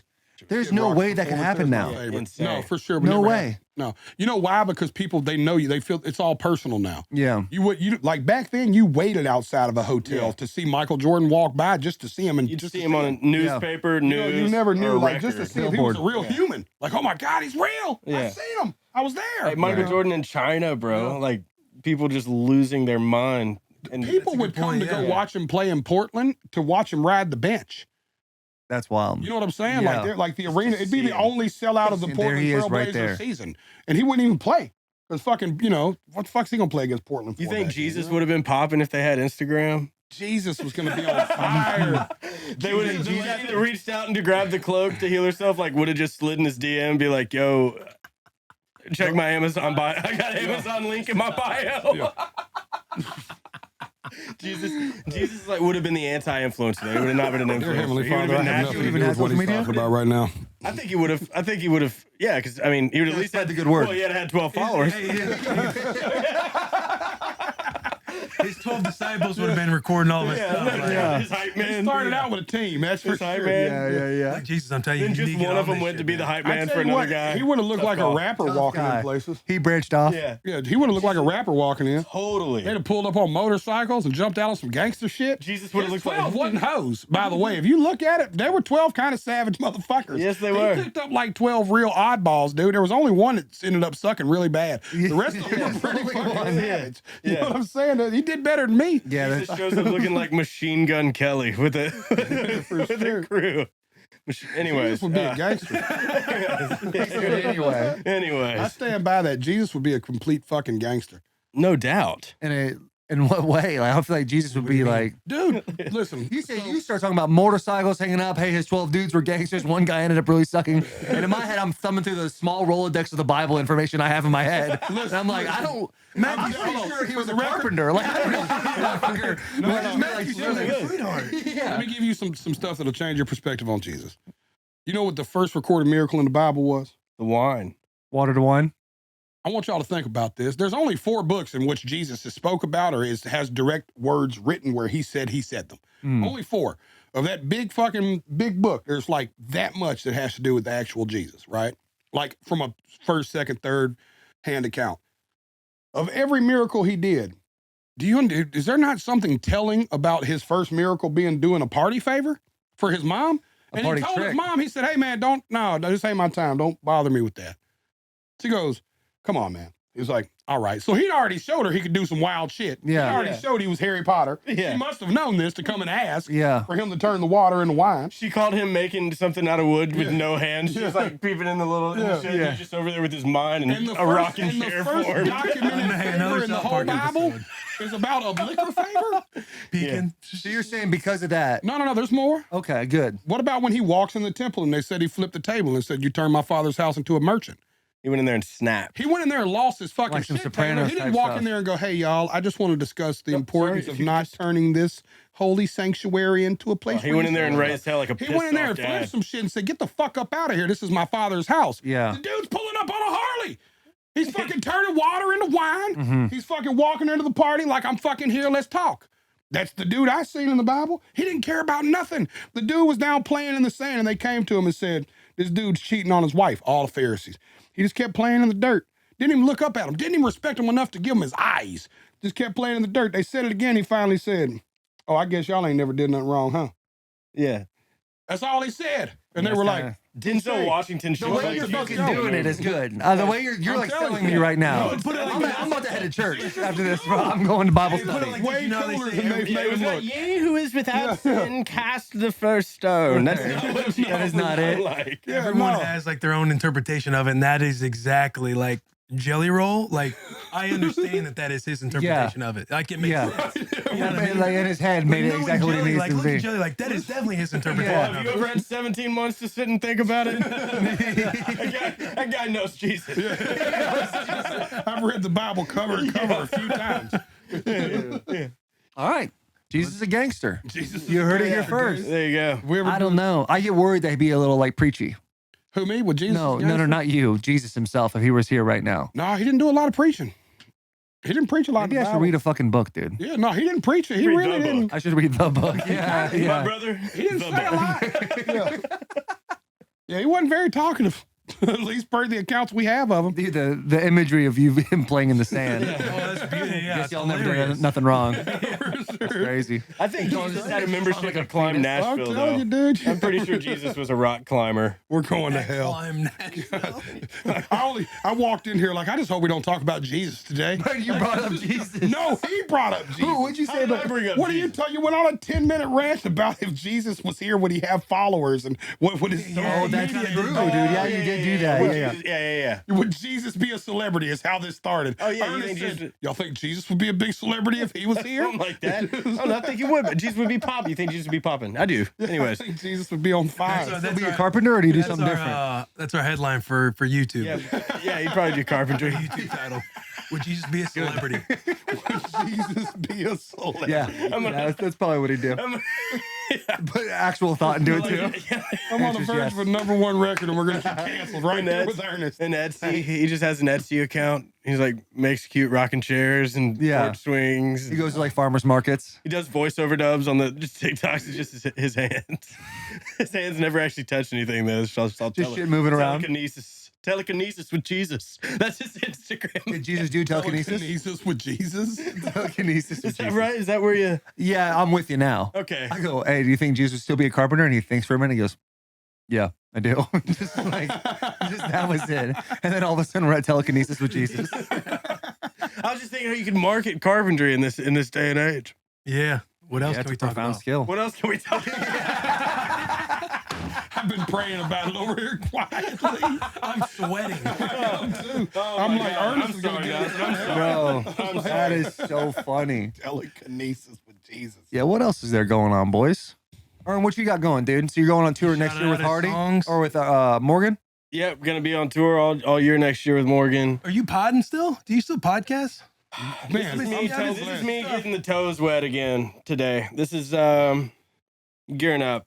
I don't know what. There's not a plan in place for next year, but if I was Somebody going to do it, it referred would to be your next year. podcast to me at the show the other night as back when Ernest was really podcasting. That's how they referred to it. Damn. They was like, yeah, I watched you all the time back when Ernest had a podcast. That's funny. If I come back, it would probably be called Still Being Earnest. Still being earnest. Still just being earnest. Just took a year and a half off, no reason. Has Just, it been a year and a half already? it's been a year, but by the time it comes How back, busy you been? Yeah. dude, literally it was like podcasting was already like the third thing on my to-do list. And then when I had Ryman and the world started spinning again, we're touring and I got to make records. It's like That was like 5th or 6th down. I think next year it'll make more sense to be able to podcast at least some, like way more than I have been, but probably not as much as I was. I would just probably set something up on the bus What you and do it should that do. way.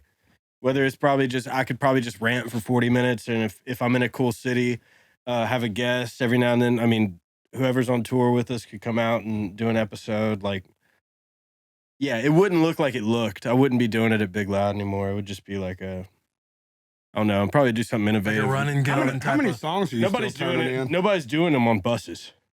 No one. Yeah. No. Yeah, I don't think Wide There's open nobody space. in the market that's doing nobody podcasts in on a Barstool did bus. something on a bus similar. Someone's, I think it was but it was a a van. van. I They did think something it on a was a van, van. but I've never Man, seen they one got on a bus. canceled. Yeah, they did. You got How canceled many pretty songs are you quickly. turning in right now a year? I appreciate you Like taking. this year. I appreciate you taking leadership in this podcast, Jelly. No. As a What writer, we're talking about sure is gonna what stay he's on doing that. this year. I'm just curious. as a writer, Yeah. maybe like 60. Jesus, dog. That's still What's a lot? incredible. That's I mean, it's like, People are probably turning in. Ashley Gorley probably turning in 100. yeah, you got young hungry Turn in guys. songs. That are When you turning turn in songs, what is that? Who I wrote who a is song there? and I'm sending it into my publishing company so they Yeah. can log it. Yeah, Got you, and that's where the catalog comes in. yeah, Yeah. yeah. And what All they right. do is they pitch those songs, right? Mm-hmm. So they take that song and they call every country artist they know and go, hey, if they got one that thinks works for a certain somebody, Mm-hmm. Yeah. you know, and they pitch it that way. But it's just perspective because I probably wrote 50 this year, and if Yeah. I had to guess, Ernest wrote 100. So he turned in 60, and he probably had 20 or 30 for himself, and 20 that he didn't turn in because they suck. Because we all have songs that just you don't even turn in because you're not. You're just like this song. There's like a lot of verse choruses sitting around that. Yeah. Finish. why would you go and turn into? Is it just to make money? So if somebody takes your song, then you make money off of it? Because if Yes. you're trying to think about your grind, I And, like, separate use- that. oh, you do. You Yeah. keep but you keep the best for yourself in your mind. Yeah, and you got to turn them in anyway so they can be legally logged and all that published. Yeah. But Why does a song need to be legally For logged? the record, Ernest, I'm not speaking for him, but Ernest doesn't keep the best songs for himself. Ernest is really good about knowing what songs he should or shouldn't be a vessel for. For his And brand? that's a skill set y'all don't understand in the room, man. From an artist, writer perspective, like it's hard. Hardy's really good at it. Mm-hmm. Of knowing like, oh, this song's a fucking huge record, but I'm not the guy to sing it. Mm-hmm. You know what I mean? Like Ernest is really good at looking at records and going, because here's the deal. We got to sing these forever. You know how many people stand on stage every year and sing songs they fucking hate? oh my god, Because they picked them because they knew it would be a hit in the moment. Or And now somebody they're picked it fucking for out. 'em. Yeah, now if somebody else picked it for them and they're out there like just fucking singing a song they Is want to there shoot anybody you can themselves refer in the to? toe about. Not without, listen, I'm getting better about being less like that. I'm just Hey, I would, yeah, I would, yeah, I would yeah. dare to say that everybody's got maybe one of them. That like I've probably got one that What's one that you hate? Yeah, dude. Cheers. I don't hate, but it's like it feels too fastball up the middle. I know why people like it, and that's why I get like. It's not a bad song at all, but like it's one of those songs that anybody could sing type of thing. Where like a lot of the other songs on my project, I would rather play the long ball sometimes. And if I land on a super catchy radio song, awesome. But I'm not like in the room writing for the catchy radio song. I write what feels good. And maybe it is a catchy radio song, but like, I don't know. That's what he's saying at the beginning of a write, whatever it's going or whatever it sounds like, I'll have a pretty good idea whether I want it for myself or not. And it's freeing too if I know from jump I'm not keeping it, because then I'm freestyling whatever feels good, whatever sounds right. If I'm writing it for myself, I'm a little more careful because I know I am going to have to be up there singing it. And I won't make the mistake again too. Like when I did Cheers, I needed that. I didn't really have anything that was really catchy or popping. And so I was like, yeah, let's do it. It makes sense. But that wasn't even as rewarding. Like people sing it live, but it didn't stream crazy. So I would have been fine living without it and still being artsy or whatever, artistic with my Yeah.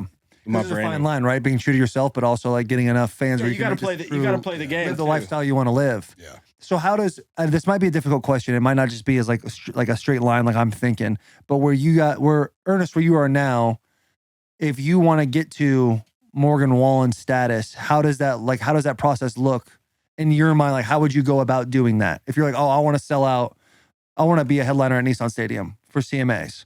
Jeez. Because it's out. If you think about you, like you were voted #1 writer in Nashville this past year, correct? Yeah. Like you have all the talent in the world. You sound fantastic. You can play a guitar. Like I think you have all the tools. Morgan has such a rabid.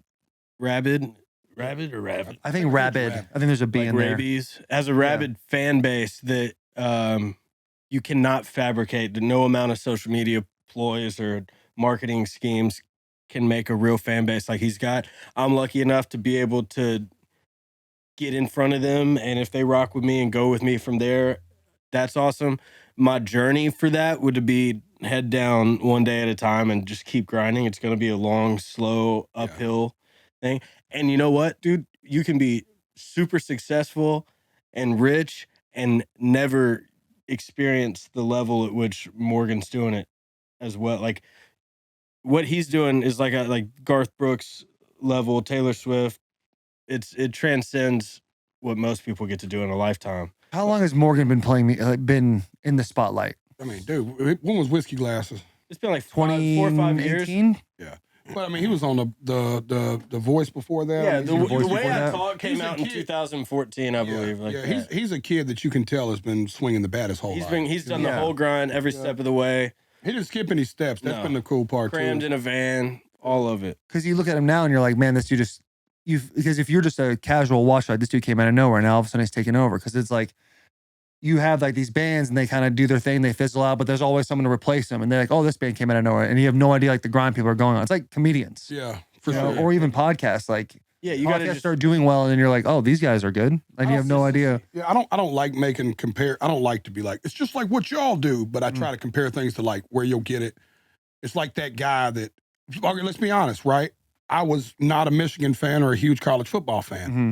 I didn't know who this Taylor Lewan guy was when we drafted him, right? So like it looked to me like out of nowhere, this just big burly boy came out of fucking Michigan Yeah, and is fucking the guy that we're betting our life on to fucking save our offensive line. You know, You're welcome. right? yeah, So you know how I feel about you. yeah. No, I'm I messing gave with your flowers on and off camera. You know what I Yeah. think about you, but I didn't know, Mhm. right? So I do. To me, it's like, where the fuck is big dude? You know, I fucking, so corn-fed Texan come out of, right? Yeah, And then you go back and go, oh no, he's a real fucking deal. I watched 4 years of college film, and I'm like, oh, he's worth every penny we're paying him. mm-hmm. This is what we need. This is the young energy the line needs, right? But to a casual, it just looked like, okay, here's some dude that, probably started playing football 6 months ago and is just big. And you're like, no, this is a dude that's been playing football his whole life. yeah. That's eat, sleep, breathe. most of us. Me and my wife were talking about it last night. I'm sure Ernest is like this. I don't know what to do when I'm not making music because it's what I want to do. Yeah. You know what It's I mean? Like become when like I'm who you sitting are in a down, sense. it's like when you're sitting at the house and you just all ate dinner and there's that awkward silence and you're like, I don't want to watch a movie. I want to go write a song. You know what I mean? It's like that shit's just so ingrained in us from go. It's like Ernest will be there in 5 years. Here Give he him goes. 5 years. Hey, By here the he way. goes. hey, no. got one. This bit already exists. You've seen Walk Hard. Yeah. Okay, the most real thing in that whole movie, bro, is when she's like, yeah, I'm gonna walk and I'm gonna walk hard, and he's like, he looks up like. And she's like, don't you dare write a song right now, Dewey Cox. That shit happens all the time. Like, Yeah. something be happening, she'll say something, and I'm like, that's a great title. Shut up, that's not the time. It's like, okay, all right. Yeah. Let me go run with that. She did the other day. She was like, God, because we're in the process of moving, and we were cleaning out the house, and she was like, God, we're probably gonna haunt this house. And I was like, hold that thought. I went straight to the studio and wrote haunting this house. And I was like, all right, I'll give you writer credit. You're moving? Mm-hmm. Where are you moving to? You don't have to say it. Is it far away from me? Can you blur me out? Yeah, we could do that. Are you moving? Because you live like 5 minutes away from me now. I'll be 15 minutes away.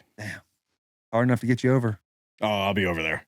No problem. I love that. You got that Okay. game. I'll come do that all the time. That's so much fun. That shit is fun, dude. Just to I'll sit come there. I'll come play the Switch whenever. Yeah, that I'll hop shit on the is. Xbox with you Switch too, is though. your I'm on the Switch box yeah, every night. Come on. We're taking a quick break from the episode to quick. shout out Ridge Wallet, an ultra slim minimalist wallet. It holds up to 12 cards plus room for cash. There's over 30 colors and styles, including carbon fiber and burnt titanium. It's made with RFID blocking technology that protects you from digital pickpocketers.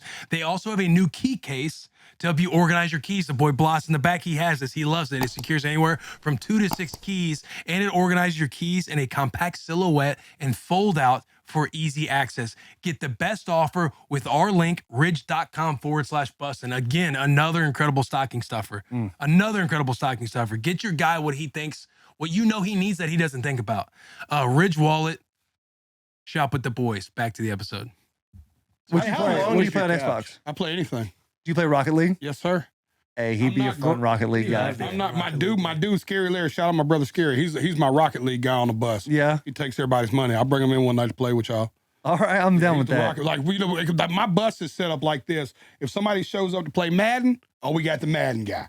Yeah. Somebody shows up to play hockey, oh, I got $1,000 on my hockey guy. Yeah. Somebody shows up wanting to play Rocket League, oh, I got $1,000 on the Rocket League guy. Damn. Yeah, we got a bus full of. We gamble on video games all night. I did 101 shows this year. Being on the road That's fucking and gambling with your boys is a scary all day thing. I got caught in it last night on the way back to LA playing Boo with Derrick Henry and Jeffrey Simmons. Wow. And they Derrick were Henry, playing a good against gamer? me. Yeah. They were playing against me. I lost a lot of money. Oh. I did not do well. The most I've seen lost on a plane, it was like 150 to 250 grand. Might have been a ridiculous. Rackpo or a Trent Yeah, you're Williams. putting them out there like that, huh? Put Trent out there like that. He's made a lot of money. Trent's fucking. Yeah, he's They made bet a like that, fuckload of dude. money. Trent Dilfer. Trent Williams. Trent Dilford, UAB.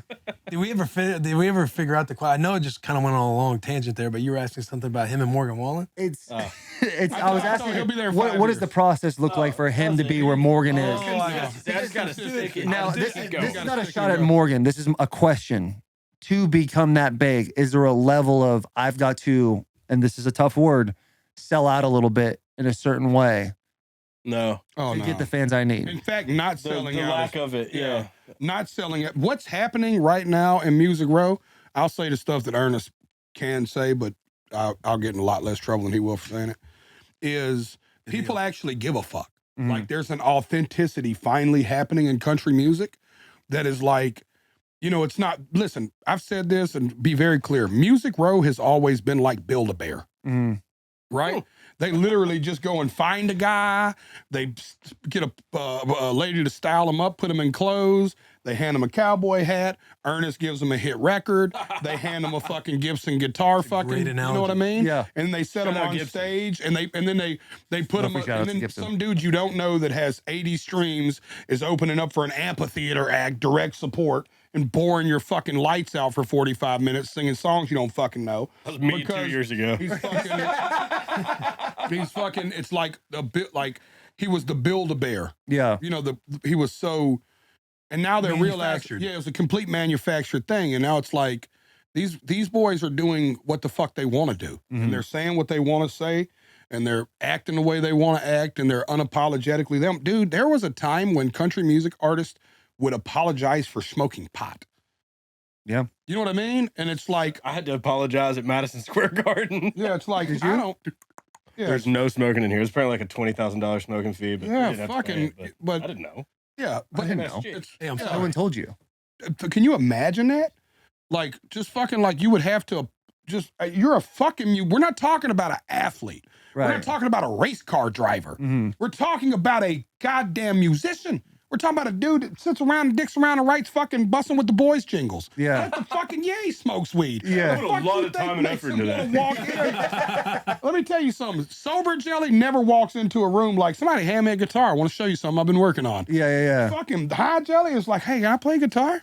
Yeah. Can I see a guitar in the corner? I got something. You know what I mean? It's like, of course, fucking, yeah, no, there's no, not selling out is what Zach Bryan was probably the second most streamed artist in country music this year.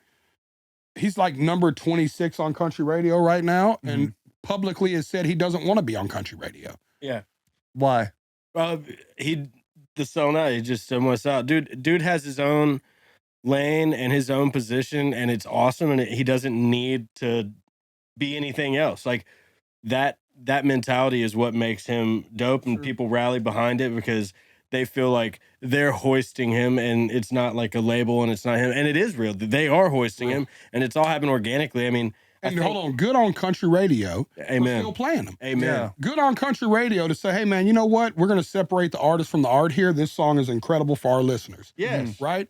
which is the same risk that country radio took on me. Yeah. Right? When they were like, look, man, we know this kid's got a history of this or this, and he's known for this, but this song is incredible. Yeah. And people need to hear it. You know what I mean? It's like good for them for that. And what's happening is that now the whole business is opening up to wild shit. Like guys like Jelly Roll can get into country music. You know what I mean? Like it's going to be a paradigm shift. You'll see paradigm shifts throughout the history of country music, like how the 90s came out of the 80s and how the 90s went into the early 2000s. And you look at music in eras. Yeah. I think that the early 2020s will kind of be remembered as this era. How Morgan Wallen figured it out and Wild Zach cards. Bryan and how Jelly, it's going to be the wild card era. Yeah. That's fucking what they should call. We should coin it now. It's the wild That's what card it used era. to be in the Country Music Hall of Fame in 10 years. This was the wild card era. Yeah. It was like everybody who's fucking, but Midland. Mhm. Come on, you met them dudes. Yeah. They don't look, like everything. Their country is collard greens, but they're fucking far out, as the guy would say. They're in their they're in their own thing, And we're in that era right now where guys like Hardy are doing rock records too. Mhm. He had the You know number what I one rock song on Sirius this year. Yeah. Hardy did? Sorry. Yeah. Where were you, number two? I think I was number three. That's what I'm Number saying. three. No, but that's crazy though. Like Hardy's out here. That going is crazy. wild. It was, I think, and too, to some point, not to minimize any of your ability at all, like talking about the Morgan thing, but sometimes you just can't process. You can't process your way to it. Like Morgan no. also vocally is just. I tell you this, unfucking- I knew. Like, sometimes you just got it. Like you can work hard as fuck, but if you have it with it, like you're gonna be there. You're gonna be fucking it. Yeah. You know what I mean? think you said the It's like, realest it's like thing. it's like trying to take some of your abilities and like some left tackle, an aspiring left tackle that wants to be like Taylor Lewan, that's just not. They genetically just. They'll work as hard as fuck, but they just can't get to a certain level because there's something that is God given with certain people that they just got. Yeah. You know what I mean? Like I'm sure you wish at times, like you might be right, and correct me if I'm wrong. I don't. No. No, that's a very fucking point. I really don't want to minimize. No, dude, anything I you fucking do. know exactly. But I'm sure there's times where you're right, and you're like, there's a selfless part. There's an awareness aspect. You're like, this is gonna be perfect for like God. I wish I could sound like this motherfucker because I just wrote a banger right now. That's what I love That's a about good fucking point, I love dude. writing with and for Morgan, because it is fun when I have something I know that is gonna sound awesome with his voice. Like you can tailor made, and when he's in the room too, it's hard to write a bad song with a guy who sings like that because it's like even Makes it if sound it so is good. a shitty song, when he Right. sings it back, it's like sounds like a Morgan Wallen record. Yeah. You know, it sounds like a hitter, In dude. his last album, I think you might have said this to me, but what percentage of Morgan's last album did you write? I think I have a number in my head. Well, if it wasn't a 30-song album, but it was I think it was a third of the album. Wow. Look, he says that like it's a casual number. Yeah. No, it's Only. Yeah. It was 11. It was 11. But Yeah. And there's no like I don't know what the right word is, like I guess jealousy, if for lack of a better word, when you write something for him and you see him having the success. Is there a feeling in you at all? no, I'm That goes I mean, down. tripping side stage, seeing him sing our song, like a song I wrote or we wrote every night. It is always just as rewarding. So you're like, you just remember when it started as a little baby song in a room with a couple people, and then it's Yeah. like, oh, there's 35,000 people singing Also, everywhere. all boats float, Bubba. All boats float. All boats float, baby. Was it rising Rising tide? brings all Yeah, ships, lifts baby. all You know what I ships. mean? It's like all boats float. That's the biggest side of that. All boats float. And two, that's that real friend shit. Mhm. It's like anytime I do something big in my life, Struggle Jennings is one of the first people to text me. Ernest is one of the second one. You're always in the top 10. I'll You're take always that. quick. Thank you for that, for real. Absolutely. I do like No, giving the boys, for flowers. real, both of them. They'll Yeah. be, they see Big something voice cool. text guy. He'll be the first guy to be like, "Yo, fucking Taylor Lewan here, fucking Tom Brady Super Bowl champion." Yeah. Tom Brady, three-time Pro Bowl, yeah. Always announce who he is. I'm like, I three-time Pro Bowler. Hey, you're doing some great shit out there. He goes, "Oh, hey, No, man. Lewan here," and I'm just like, "I fucking know Taylor." At the end of the day. Yeah, I But know. it's like, but that's what you're supposed to do. It's supposed to be like, hell yeah. It's like, yeah, I've hit you. When I see something big happen on the bus, I'm like, that's big. Yeah. Let's fucking go. You know what I mean? Like, I'll hit a motherfucker. Like, you want to see your homies win because all boats float. Y'all's podcast blowing up the last 2 years. I'm sure he knows it. It's done great for fucking us. Yeah. If you hadn't heard us, that we're a frequented guest, that you know how many people, and y'all got a fan base like I got a fan base. I was gonna say, Savage people fucking ride really now. cross Yeah. the line. Yeah. I mean, like, Y'all are people will go- celebrities from this Yo, podcast Dude, alone. literally, people yeah. will stop you. Like, I know when somebody has a real fan base when they stop you and go, dude, I see you with the boys. Yeah. Fucking boys, man. What's up? Where's playoff Willie? You know, because the best part is they think you're like with me.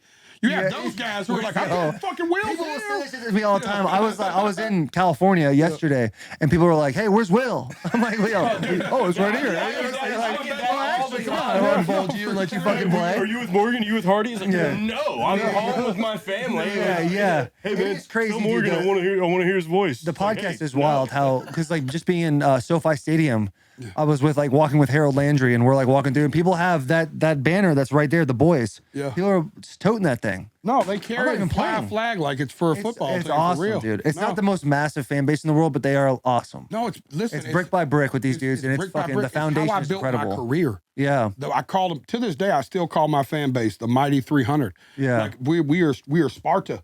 You know what I mean? yeah. I really If you did it go for like look- those small dude, fan bases, I'm- dude. Yeah, That's for always real. That It's the strong group. 300, It's man. like if you look at monthly listeners, Mhm.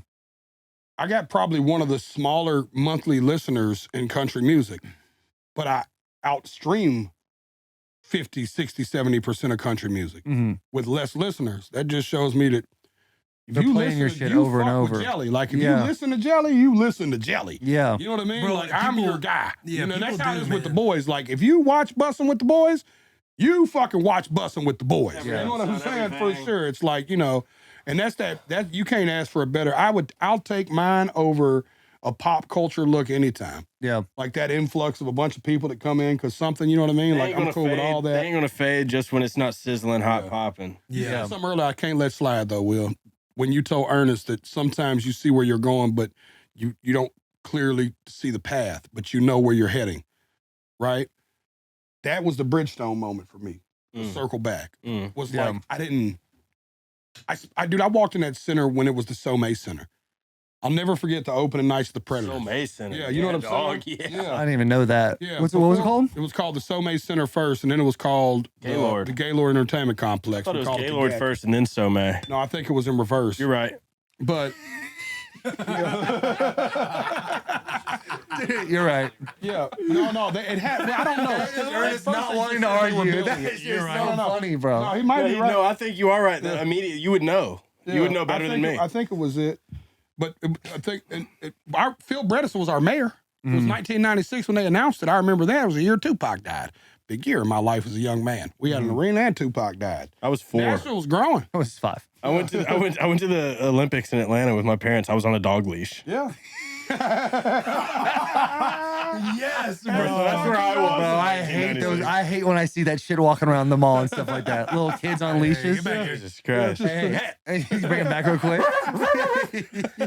Yeah, but I never knew how I'd get there. Ern was probably on a That's real. cool as shit, he's dude. probably Like, on a real literally, dog leash though. Probably It's not a cool kid living in one. Nashville Legitimately, because you on the get to belt see like the creative side of Shot people, and caller. it's amazing how like there's when people say the cliche, oh, it's a melting pot. It truly is when you're able to get kind of through a couple of barriers and get into like very extremely creative people's lives, like the two of you, and just experience it. Like, there's not a better feeling than when you guys send me your music. When you send me, like, hey, go and listen to this real quick, and I'll legit put that shit on. I'm like hype, and then low key, I'm telling you, hey, you heard Jelly's new song? No, you haven't. It's me that shit. And I'm like, do you not get hype about that? Yeah, absolutely. bro. You feel like you're part of like You an legit inclusive feel like you're a crew. part of it. You really do. It's I need an to send you incredible all the feeling. record Which today. y'all don't- yeah, I had to Yeah, you call do. Ernest out on Twitter to get the record. I had to be like, He you did. fucking. Yeah. He did. He was like, I said, I just got the masters. He was like, I'm surprised I ain't got this in a text or something like that. And immediately I was No, I like, hit him and just said send it. very few Yeah, things yeah. could interrupt our friendship.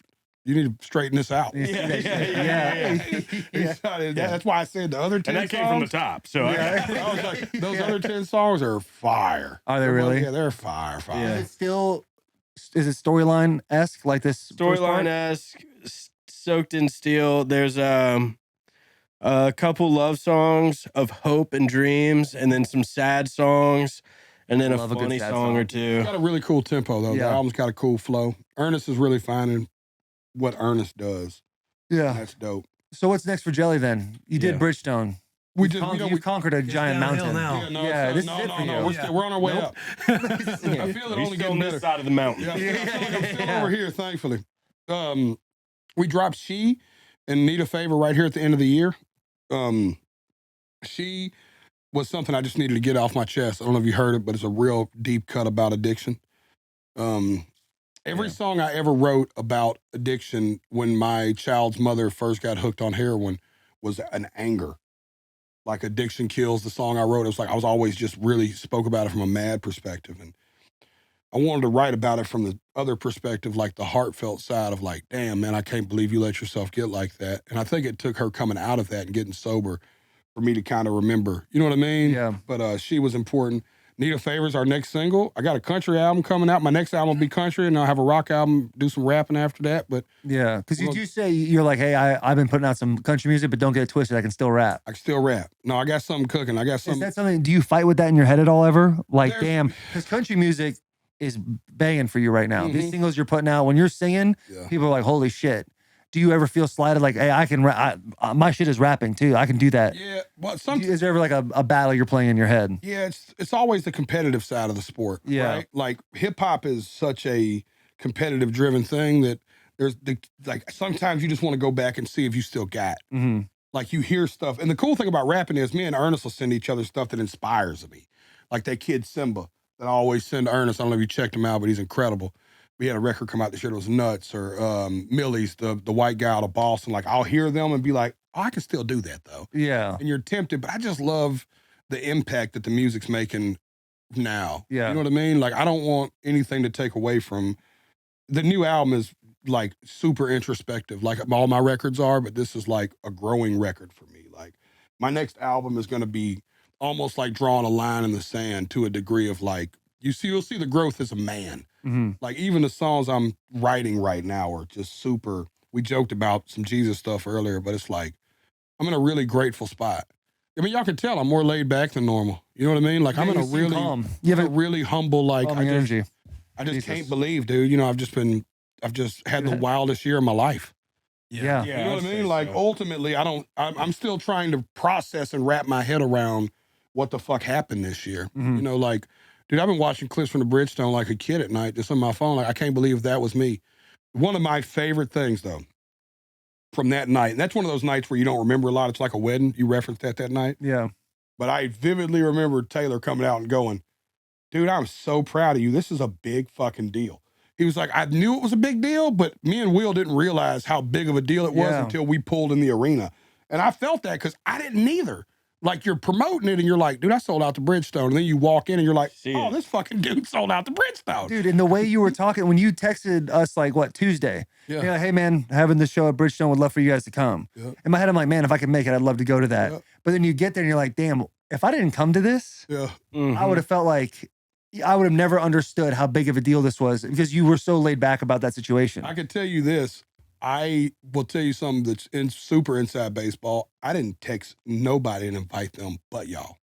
That's y'all are my hell of a only compliment. friends that I knew was like, they might not even know this is happening. Yeah. I was like, When you called, I had no clue. I was like, hey, my wife's out of town. So and I the mean, funny thing is the whole city was buzzing about it. Everybody knew. And by Tuesday or Wednesday, I was like, I bet they don't have a clue. Yeah. Bro, we really had no idea. What were we together? Like, because Charles was out of town. You were over like Thursday night. When that phone call was, you're like, hey, Bubba. Yeah. You know, hey, Bubba. Yeah. I sold out the Bridgestone Arena. It's probably going to be the biggest night of my life. We'd love for you guys to be there. You and the boys. We're off the red carpet.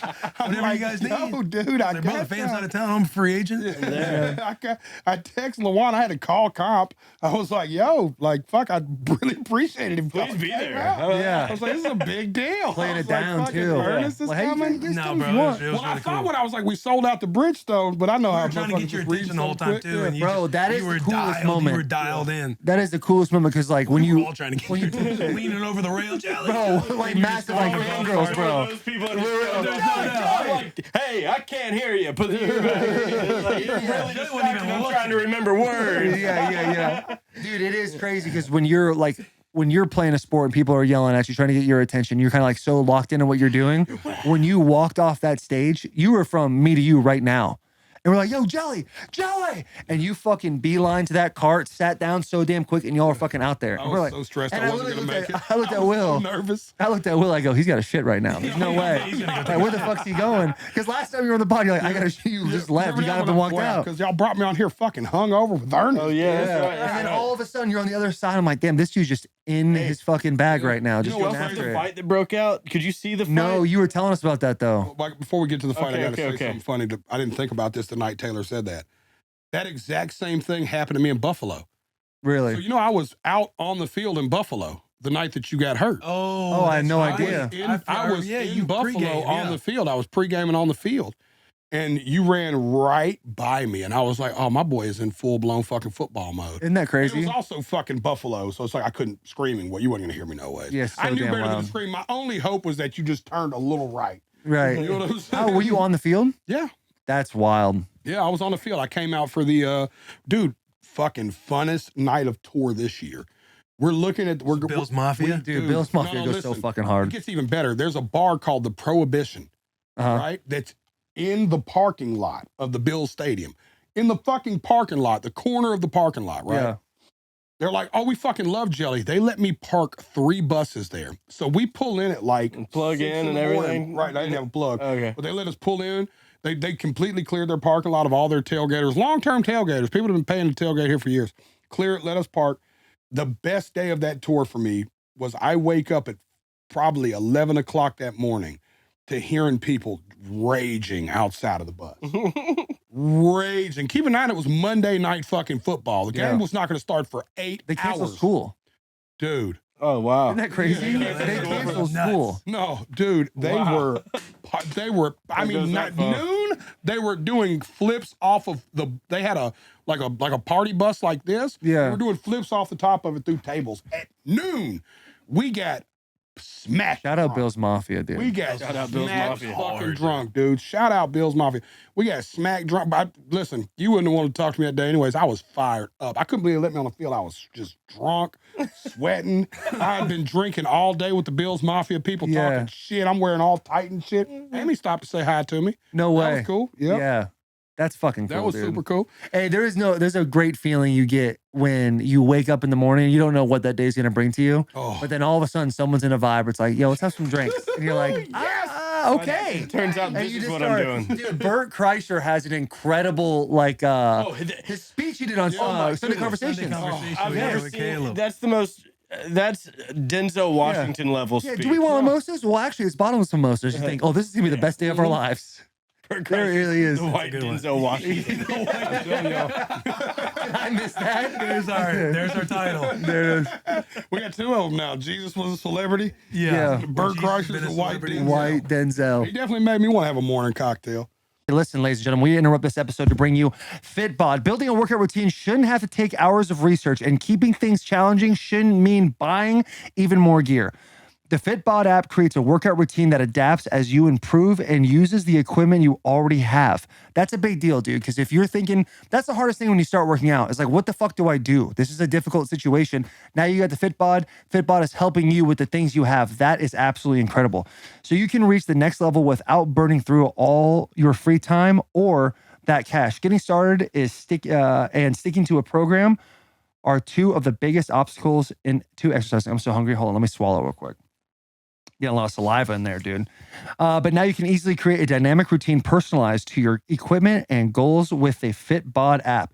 Just add in your equipment, pick a fitness goal, and FitBod will create a routine for you. Whether you've been missing the gym time or you've hit a plateau, a fresh start has never been easier. The app switches up your exercises to avoid overtraining or burning out, and your program changes based on your personal progress for maximum results. A full year of FitBod is less than the cost of a single session with a personal trainer. Shit. That is something to think about, boys and girls. We all got to get fit, boys. We all want to look in the mirror, a little naked, and say, hey, I'm proud of this. I'm Or, proud hey, of I'm what I'm making doing. progress. Yeah, or I'm making progress. Yeah. Because, baby, you just got to stack a brick one day at a time. Join FitBod today and build a routine that grows with you without slimming down your wallet. Get 25% off your subscription or try an app free at our link in the description below, or go to fitbod.me/bussin.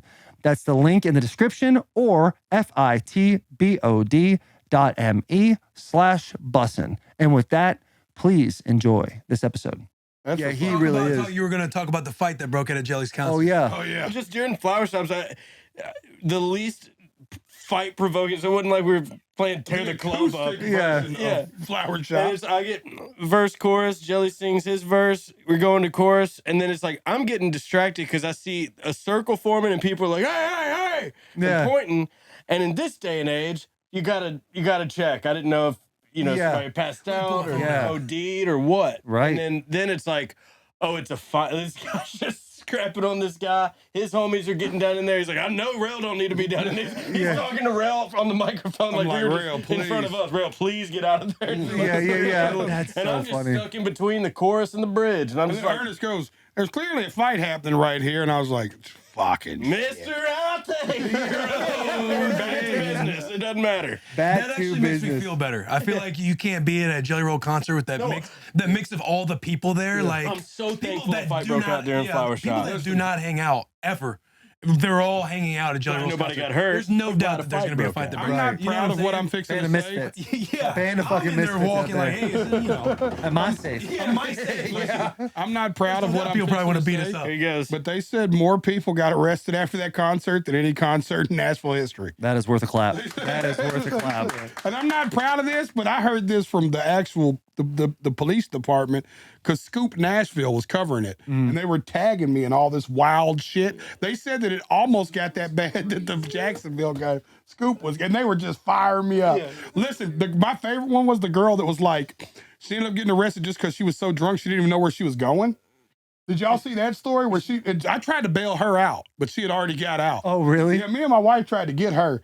She had the saddest story ever. She was just like, I was These just are all the trying people to that got arrested? No. I was thinking the same thing. Perfect picture of all the this people. is your audience. This Just place scrolling that whole contains thing is your mugshots. audience. Yeah, for sure. Yeah, I mean, like JP's dad was trying to buy a ticket to come Looks down. like co-eds Oh, we'd have up got there in him. the Derek orange. Henry hit me up and he was like, hey, my dad wants to go to the concert. This is I was like, crazy. oh, Awesome. all right. Henry, No, scroll JP's back up, dad. scroll up. You scroll up right there. To the left. That girl right there. She's the one. Read a little bit of that. Will? So the best part, no, you don't have to read it out loud. Listen. You here's know, the I part, read that, listen she'll to be the here part. for a minute. She was unable to name her hotel so she could get transported there and was eventually taken into custody for public intoxication. When informed of her charges, Carter explained that she was just enjoying her night after the Jelly Roll concert and she was not driving, so she couldn't be charged with public intoxication. They took her to jail because she was just so drunk she didn't know I where got to no go. idea where I'm at or where I'm They going right were now. just like, where are you going? She's like, I don't know. They were like, we'll take you to your hotel. She's like, I don't know where I'm staying. Yeah. I don't know where I'm going, but I know I just came from the Jelly Roll concert. I know where I'm at. Look where they put Mark safe from going to jail after the Jelly Roll concert in Nashville, Tennessee. That is fucking awesome. And if you That did is an go- odd badge if of you did honor. go, you're gonna have a studio to record the album in now. Thanks Yeah. to Jelly Roll. Whatever her name is, tell her holler at us. We tried to bail her out. That's hilarious, dude. That's so I mean, good. that's. I mean, dude, had a the good time. variety of your People had a fan good time. base is incredible. I looked up everybody who got arrested and tried to make Somebody was just chasing somebody around the concert. Like it was a guy and a girl just probably fighting over whose favorite song was what, and then you're going to jail. No, it was a night I'll live forever, man. Yeah. No doubt. New album. I don't know what we'll do next for Nashville. I want to do what that was annually. I really do have a 5 to 10 year plan on how I want to build halfway houses for children to come out of, because a lot of the time these kids come out of juvenile and they go right back to the environment. It's not really conducive for them changing. So I want to get them into places where they can receive love and, Make it possible to move forward. Yeah. Yeah, it's like, because the problem is, even if we do start the rehabilitation in there and have an aftercare program, you put that kid right back in that same house. Yeah. You become a proxy that for same situation. circumstances. You know what I mean? It's like we got to find a way to completely change the narrative. New playgrounds, new playmates is what they would say, So I got a real plan, and I think the way I'm going to be able to do it is just hopefully continue to build these Nashville shows. And next year, maybe do 2 nights. You know what I mean? And just continue to try to Shout out build 2 on. nights. Yeah, just to try to build on. But Morgan did 3, so God willing, we can do 2. But I just want to be in a place where I want to use that as my platform to build Yeah. And if you're are you planning to donate everything always? every time. Every single time? Even if you're in a single time. pinch? I just, man, if I get in a pinch, I fucked up bad. Yeah. Fucked up bad, y'all. You know what I mean? Like, I fucked up really, really, which not saying I'm above it. Yeah. But, you know what I'm Yeah. But not today. It may happen. Yeah, but with the mindset I have right now, we're gonna be okay. You know what I'm saying? If you're doing that, I'm sure you can get. I mean, you already have so many friends in the business. You can get so many people to come and do. You need Morgan to go out there. That's the Jelly goal. Roll's not in a pinch. He might be after that, but he wasn't for this. It is dope. He's still wearing jellies. I've been rocking it the whole time. He's still wearing jellies. Blinging on this. No, That thing is nice. That's the goal, though, man. I want to have an impact. I want to help the kids, man. I want to start at a community level, and Doing I it. want to be. That's what I want to be. remembered for. Really, I want to when it's help all said with and in done. any way with that too. I know we talked about doing some stuff too with Logan's and whatnot. We will, but any of that stuff, I'm down to go and out. Shit, I'll go play some country songs for them kids. What I want you to go freestyle with them. Pass that. I'll go for dude. I'll go We'll do some one-on-ones. lunch table beat freestyle You have Juvenile no all connection. You day. have no Line it clue how up, much kids. That would change Bro, that thing. I'll come freestyle any day. What I want to do is create a monthly program in there where I bring my friends through, and like 1 month, get Taylor and the boys to come in and lead up a workshop about, athleticism. And I want Calisthenics. it to be really, I don't want it to be preachy.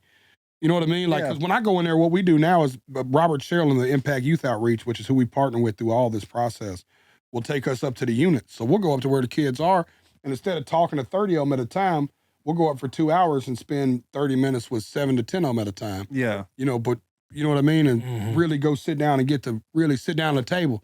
What's up, man? What's your story? Yeah. And it's really it's just showing them love, man. Not preaching at them. They don't need to be scared straight. They don't give a fuck. I'm not scared of these kids. They're in here for attempted homicide, dude. They don't give a fuck about somebody coming here threatening them. Or telling them you're going to lose the rest of your life. Or like, dude, I wasn't supposed to do anything with my life anyways. Yeah. You know what I'm saying? Because that's how I felt. It's totally how I felt. So when you have a motherfucker come in and look at, the first time I went in, they had the YouTube pulled up and they were watching like their favorite YouTubers. First time I went in there, I spent my whole 30 minutes with that group just watching YouTubes with them, asking them why they liked it and what they thought of it. Mm-hmm. And then stopping it and going, this channel is probably going to make $1 million this year. You know what I mean? Like, just pointing out stuff they never thought about. You know what I mean? I'm like, the dude who edited this channel is probably going to make $100,000. You know what I mean? I was There like, are opportunities. there are opportunities, right? Because it's just a hood dude with a camera. Especially now more than ever. More than ever. More So than it's ever. like, but they've never seen opportunity. Mm-hmm. You can't judge. What they did is wrong, and you got to correct it. But you can't expect somebody who's never seen success to understand that it's possible to have it. You know what I mean? Yes. It's not, and they haven't even seen nobody. They haven't had a me. They haven't had an Ernest or a Will or even a Blas. They haven't even had a cool Blas come in Yeah. and just go, "Hey, dude, I'm not against y'all."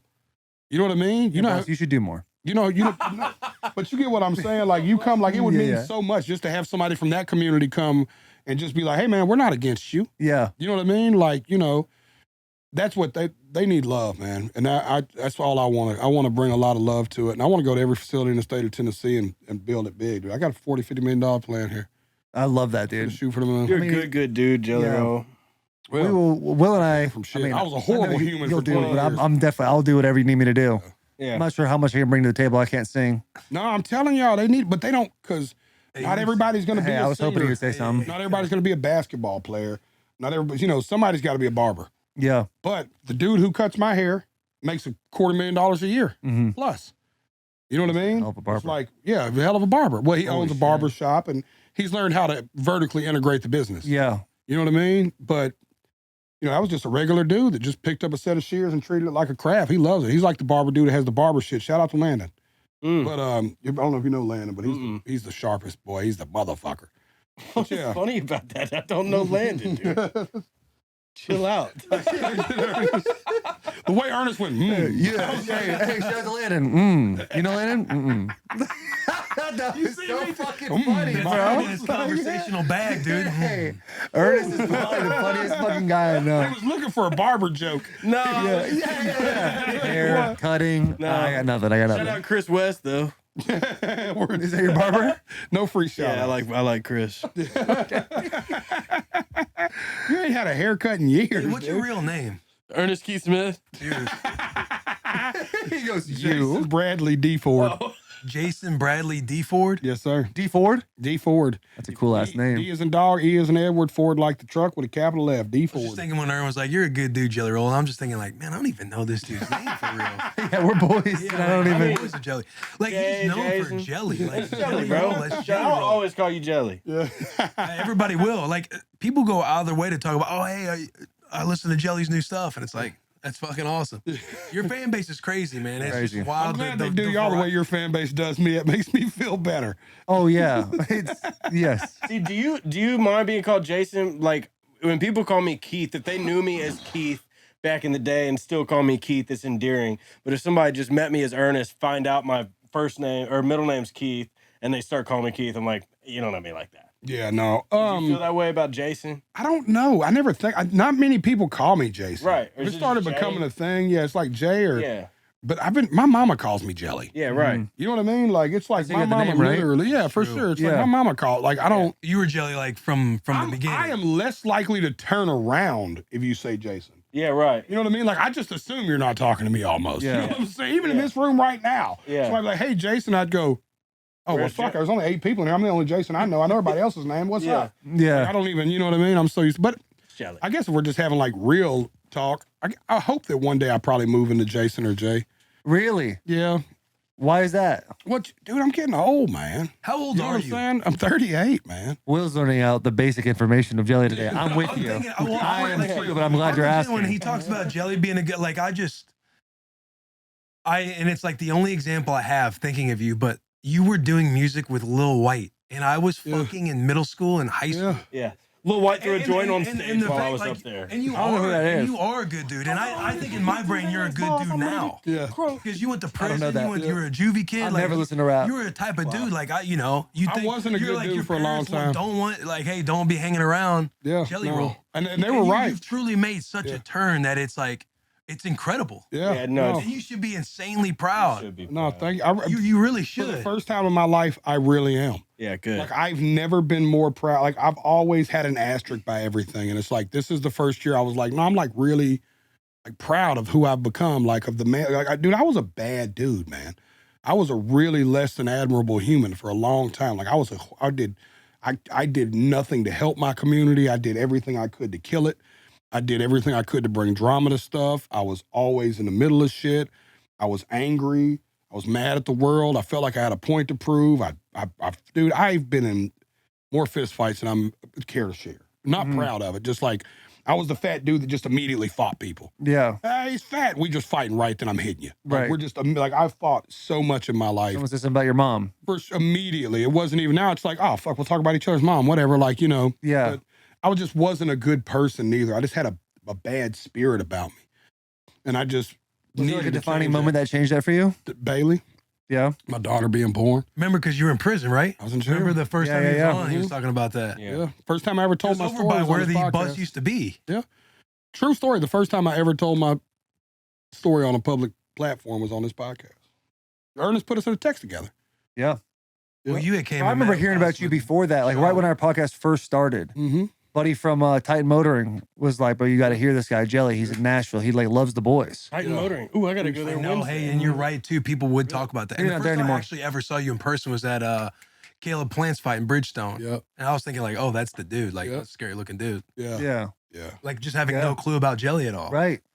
No, we move different too, so we tend to get seen when we get out. We move like we got intentions. That's for sure. No, it's just it's really cool, man. No, It really it's is. been a good year, man, and I'm glad we got to come back and recap it. Yeah, I'm glad too. because that was the highlight of my night was seeing y'all after the show. Really. Dead ass. Because we were talking about it probably throughout that little party after the show. Yeah. Like, do we go see him? Do we not go see him? We were like, I we told got you, I was like, yo, we got to go say hello, but we want to be like You know good the about it. funniest part was he sat there and thought that all night, and then looked at Big Chihu, Big Maui, my dude. Y'all know. Yeah. Looked at Big Maui and said, "Hey man, you take me to Jelly?" And Maui was like, "Yeah, come on, Bubba." Yeah. Why didn't I just do that fucking 30 minutes Yeah. ago? I was just. That's so funny. I love it. Shout out Maui. It's cool, Yeah, bro. shout out to Big Maui, It's man. cool too. Like Maui's finna be a daddy. when you just hear somebody's Congrats, Maui. parent, like JP saying his dad wanted to go buy a ticket, like just knowing just That's so a person like that, man. you just That's think, so- oh, we it's should've really cool. They got JP's put on daddy. Jelly, and they like it because that's Right. not. It's just not a combination you would ever. No, my people in would ever Arizona are like assume, that. Ever. Yes. I'm kind of shy about it because it felt like, I'm telling you, I know it sounds like a weird comparison, but I never went to high school. Yeah. Right. So I never experienced like having that kind of a moment in life where you felt like, I never even had a big birthday party. You know what I mean? Like people didn't come to my birthday party. That was your night to be celebrated. It was like, it was like your whole week to be celebrated. you Your had- birthday week, dog. Dude, we were standing there just in awe, bro. Like, man, look. Legit phones out like Yeah, this. no, like for just sure. sitting in moments. No, it's like people taking the time out of their life to be like y'all taking the time to be there. Like nobody who performed with me that night even insinuated they wanted money. Mhm. That's Never awesome. never even Parmalee with opening the show was like, can we just come out and jam? Mhm. I was like, you're telling me this dude, they got like 5 number ones. I'm like, you telling me a band with 5 number ones just wants to come open the show just on the crit, just to come fuck with me? That's Hell awesome. yeah. I'm like, I called Riley and I was like, Riley, I desperately. That was me, Oh, yeah. Me, Will, and Taylor just. Yeah. Isn't that phones fucking out, crazy? bro. Garthin, dude, Garthin. That shit is fucking I wild, text dude. Riley, he didn't hesitate. He's like, yeah, man, hit you at the top of the week. I'm there. Like everybody. Because he went to San Diego that night. Yeah, That's crazy. yeah, Oh, because we were like, hey, hanging out. yeah, we were trying to hang out with him, and he's like, I'm going to San Diego right now. yeah. I'm like, all right. No, they literally like moved some, yeah. Huh? But I'm so high, I was like, yeah, I guess, maybe. Yeah, I was like, San is there Diego, San Diego there Florida. too? No, San Diego there I was too. like, I know they got 2 SeaWorlds. There's an Antioch everywhere. Everybody's Well, got I'm it traveling, all over the world. Yeah, for sure. Jesus. We're Dude. going to hell. We're not going to hell. We're going to Antioch. We're going Worse. I'd rather go to hell. Yeah. Oh, dude, that's so funny. We put about 2 hours. We trying to do shout out, no free shout out with the boys. Yeah, run it. Yeah, shout out for shout out. Ooh, Shout out, no free shout out. And the tier talk today is Christmas movies. Ooh. All right, we're gonna start one of our favorite segments we like to do every week, and it's our shout out, no free shout out segment that we all love. But this week it's a little different. It's going to be a proper shout out, no free shout out. Make sure that we're talking about the make sure to go to properwild.com/barstool. Oh, yeah. Yeah. To try Proper Wild because the boys got you for 30% off. Great stocking stuffer. Right. Great for Christmas. Great for after Christmas. Great for those New Year resolutions you got going on. Yeah. And Start it with Proper Wild. And Once that morning again, of the that's first, when 2023 properwild.com. starts, and you have that little /Barstool. headache going on, you're not feeling like yourself, Proper Wild's going to get you right in the cleanest way possible. Yeah. It is incredible. It is time for shout out of the week. Oh, the boys in the back are not doing it because we have 2 beautiful guests with us today. Ernest is rattled right now. So I Yeah, will go it off off. script and I will actually go first today. Unfortunately, Ernest showed his hand that he's not like in any of the tiers. Yes, yes. Unfortunately. I know what. That's shout out, something no free we'll shout outs unpack in was. our Yeah, next yeah, yeah. Southpark Dude, meeting. Hey, Southpark meeting. motherfucker! I was just making sure we weren't doing no free. I thought it was a Christmas movie Man, thing. dude, I my got boy it now. needs Jesus right now. Shout out, no free shout outs. Logan's Roadhouse, dude. Yes, that's what you need. Logan's Roadhouse, dude. Okay, why? You want a steak? You want an ice cold beer with a frosty mug? Huh? Yeah. Lay down sirloin? You want sweet potatoes with brown sugar? And the rolls You want to too. walk in and just nut on the floor? Logan's Roadhouse. I love that. That is That fucking fast, we perfect, watched brother. the sponsorship die. Oh my No, I didn't god. mean break your nuts on the floor. Yeah. Look, There it Ernest is. Look got- at Look at Look that at this man. t-shirt, man. Look Look at at that. him, just Look breaking how happy bread. he is. They have no That's clue all what I he have. really Here's is. what I'm saying, dude. Yeah. The rolls, hot butter rolls. Those keep rolls do staying hit up. something They are, different, they are. dude. As long They as are there's fire. a roll basket on the table, make sure there's a second one on the way. Because Yes, I'm immediately- I absolutely. need a pitcher of water and a bucket of rolls. Buddy, I might get some Logan's Roadhouse this We week. should That just shit do sounds a- so good. This one right down the street. Yo, the rolls Uh-oh. are fire. Oh, Love a good roll. I used to do a radio show at Logan's Roadhouse Yes, you on did, 104.5 The as a Zone. Titan. Yeah, I my second year. I won tickets to go. My mom called me when I was in like probably 8th grade. She called the school to get a hold of me. Yeah. And she was like, it was at O'Charlie's. And she was like, RIP O'Charlie's. But she was like, we're going to have dinner with Jeff Fisher tonight. And I'm like, we're having dinner with Jeff Fisher. She's like, yep, I won something. We're going to O'Charlie's. And I'm like, okay, so we get to eat dinner while Jeff Fisher does the zone up here. I'm like, we're not eating dinner with Jeff I Fisher. love the way she framed it. We're eating the 3 of us It's like, with Jeff I'm over Fisher. here like, do I wear a Titan shirt or like Yeah, yeah, stupid yeah. polo or what am I doing? Dude, that's Didn't matter. outstanding. Didn't matter. Yeah, O'Charlie's. I've never been to O'Charlie's, but Logan's Roadhouse does. Now they fuck. do it at Jeff Ruby's, right? Is that a thing at Jeff Ruby's? No, they or do is it in studio now Okay. with Keith Bullock Young and Keith. the voice of the Titans, Mike Keith. Hey, Chucks are into the stands. Yeah, he just yells sax. I was gonna yell it, but I was like, I don't feel like. You realize how loud it gets. I was It's thinking so about doing the loud. same thing. I was like, yeah, it's Yeah, yeah. obnoxiously But loud. he does a great job. Yeah. He's outstanding, Mike Keith. Keith I is a fucking legend. love Mike Keith. I saw him on the plane yesterday on the way back. Went up to him, said, "What's up?" He did not want to be bothered. It was very obvious. Has he been He's on the such bus? an outstanding guy. He has not been on the bus. He has not. Oh, I think he'd be We outstanding. got to get Mike Keith on the Matter bus. of When fact, we Mike started this Keith and podcast- Taylor's first target was the OTP. Taylor Yeah. looked at me and goes, "We got to be better than the OTP." Yeah, the official Titans podcast. I don't even know if they still do it anymore, but we were like, We put him out of when business. we started, we put him out of business. When we started Bussin' with the Boys, that was like my main thing. I was like, I want to take down the OTP. And we fucking did in the first episode. yeah. Never heard of it. Yeah. They're on their grind out Joe, there, you're dude. up, brother. What's your proper shout out? No for shout out of the week. my proper no free shout out of the week is always going to be the music. I just released a couple songs. Need a favor. She's out now. The Mockingbird and the Crow by Hardy's coming out in January. Struggle Jennings is coming out with his new album. His new song Alone just came out. It's coming out in February. And Ernest has an album coming out in February. Shout out to all the homies dropping music soon. No free shout outs. Shout out the boys dropping music, staying in their craft. Yeah. That's That's a outstanding. way better shout out than mine. No, I think they were No, both no. equally as good. Okay. For different reasons. Okay. Mine- Mine Logan's listen to the homies. Mine was just yeah, Edith Logan's actually while he listens to the free. homies. Yours was really good. You were just obviously there's a lot of There was you were rattled. there's You had turbulence. some real skin in the game. Yeah. You were rattled for a The second. unfortunate saved thing is yourself in this I didn't podcast. get paid for saying that just then. I just Damn. Well, That's no why for it's no free shout-outs. shout No out. for shout Cam, outs. holler at me, Cam. We need to talk about this Yeah. now. No, I joke. might go to Logan's Roadhouse today. I'm hungry. Because I thought mine was going to be Proper Wild. proper wild. Here, I'll give out my shout out, no free shout out of the week. he's rattled. Everybody, Compton's rattled. Yeah. Compton's looking real rattled over here right now. My shout out, no free shout out Miyagi. of the week is going to go when you go on a trip with the boys. And it's not the trip with you with the boys, but you go early in the morning. It's a long flight. You get there. You have something to do immediately when you get there. And you're like, God damn, as the day keeps going, you're like, bro, I haven't eaten since 6 o'clock last night. I'm fucking starving. It's 3 o'clock now. It's almost been 24 hours of fasting out here. This is a little bit fucking ridiculous. And you go to a spot now, you're so hungry, your eyes are way bigger than your stomach. You start looking at the apps. All those apps look fantastic. But you settle yourself in and go, let me get just 2 or 3. And the thing you tell yourself is, I can always order more. That's the saving grace thing you can do. You go, you order your apps, you order the food you eat, and you get perfectly full. Not like, hey, my day's got to end now, I got to take a nap. But this was the perfect amount of food I could have had, and it could have got out of bounds real fast. So my shout out, no free shout out, is a perfectly planned meal. Great shout out at Logan's Ooh, Roadhouse. Mr. Spots is a good Mr. one. Yeah, Spots I is a did good it. one. Mine was coming from Harold and I's trip to LA because we went to Sugarfish after. Oh God. Bro, what? You all right there? God.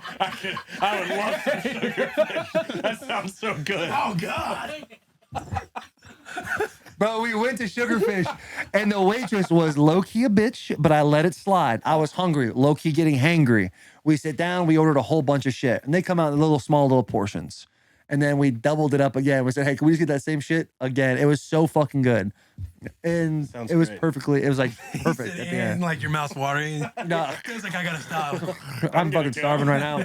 I have not eaten today. What time is it? I haven't eaten yet today. Let's see here. I'll give us a little shot in the camera angle. A proper shout out, no free shout out to Proper Wild. Mine is going to be simple. It might have already been said before. It probably has, but you can never shout this out enough. And it's going to simply be the camaraderie. My shout out. Yo, this guy. Hey, I know. you good? Yeah. You solid? Camaraderie. Anyways, go ahead. Sorry. Bro, he needs Jesus. This is he needs gonna be Jesus. this is gonna be tough. This Okay. is gonna be tough Okay. because you're gonna hear it and you're gonna be like, fuck.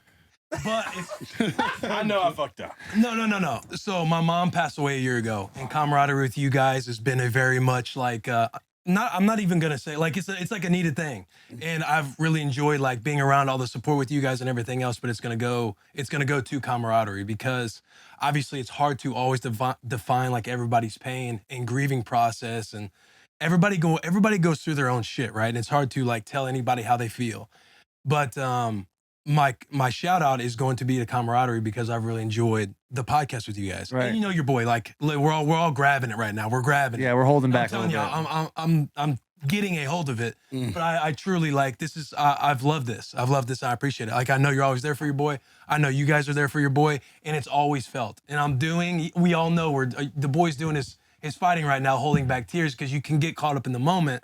But I truly want to say that you guys all play a role in today and like, you know, keeping the spirits high and the vibes high. And I really appreciate it. This has been like a fun pod. I know I'm really rambling right now.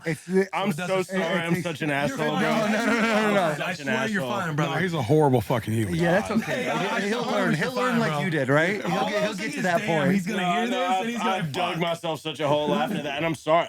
Hey, I'm gonna laugh immediately at the first thing I think's funny, and then I'll figure out whether I should. Yeah. Sorry. I know, Doug. I know. Well, there was a time where we were talking about today specifically, and I was like, hey, Will, if you don't want to come to podcast, you want to have a day for yourself, like that's okay, because we've rolled the pod together. It's a blast. And when I saw you today, I was like, oh, okay, cool. Like the boy. It's like you didn't know how it'd be. Like the hard thing to do, right, is you think of like distract yourself, but distraction, it's like it's such a short-term thing. Like ultimately, you have to sit and like acknowledge the way you feel and like do all these things. And I do that. Like I've written a lot about it. And it's always hard. Like I'm always sad. Like sadness never goes away. You know, you always have great things to say about it when you come on the bus, and it's tough, man. Like it's like grieving is essentially like there's so much love I wish I could still give my mom, but you just can't anymore. Right. And ultimately, like that's grieving. Like you want to find all these ways to still love that person, and you can't. And I'm also like, you know, I did it today when I put my post out there. Like I'm also super grateful in a weird way to say it, because someone truly impacted me in such a way to where it hurts all the time. And like I see photos like, dude, I got this portrait yesterday from a good friend, or my dad did, and you guys, I'll show you guys afterwards, of my mom and Rue, and it's unreal. But you know, coming on and doing the show today, it was kind of like, you know, I woke up, I know I wanted to be intentional about like sitting with it this morning. I still wanted to go and like, you know, you get a sweat in, you do all this stuff. You're like, you're trying to be, not trying to be positive, but I'm just aware of the day and the situation. Yeah. And the day is hard. Yeah. But, you know, the impact she had on me, I still want to continue to like show up. The way she showed up for me all the time, I want to continue to show up for everybody else. You guys like sitting here and doing this stuff, and like, you know, it's important to me. Like, yeah, it'd be nice. Like you think to yourself selfishly, like when you're sad and depressed and everything else, I would love to, you just sit at home and you just feel bad for yourself, right? Like, what am I ultimately doing feeling bad for myself versus trying to be home and just like distract myself from it and like think like I got to be aware, I got to be hidden from the world.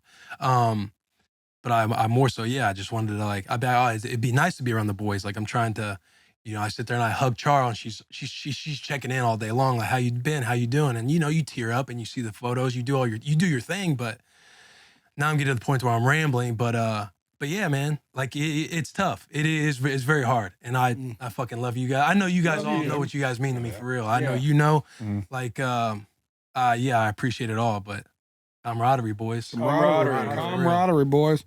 Tears are just love with nowhere to go, baby. Amen. Yeah, amen, man. That was beautiful. Wow.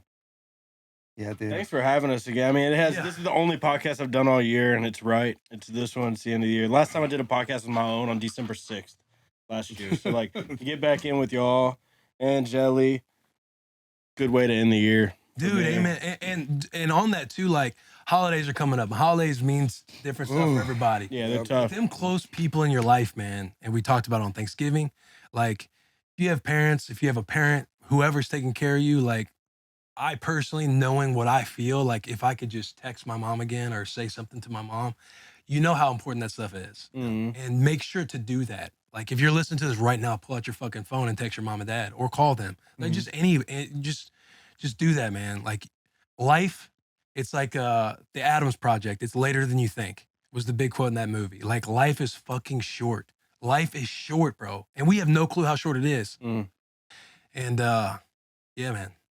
Love on your people. When you said pull out your phone, I was sewing them almost. I reached for my pocket. I'm serious, man. Yeah. Like, you never fucking know. You never know. Some relationships are super easy, right?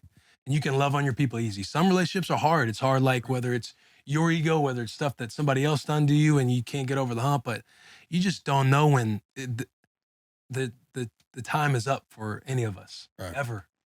You could be in a scuffle. One of us could be gone literally the next day. I think about that sometimes. And you just don't fucking know, man. And it's just important that don't go to bed angry has always been a thing for me. And I still go to bed angry. I know, but I'm just saying, like, I try to put out all fires. I got especially close people before I go to bed that night because I'm normally so fucked up when I go to sleep, I don't think about none of that shit.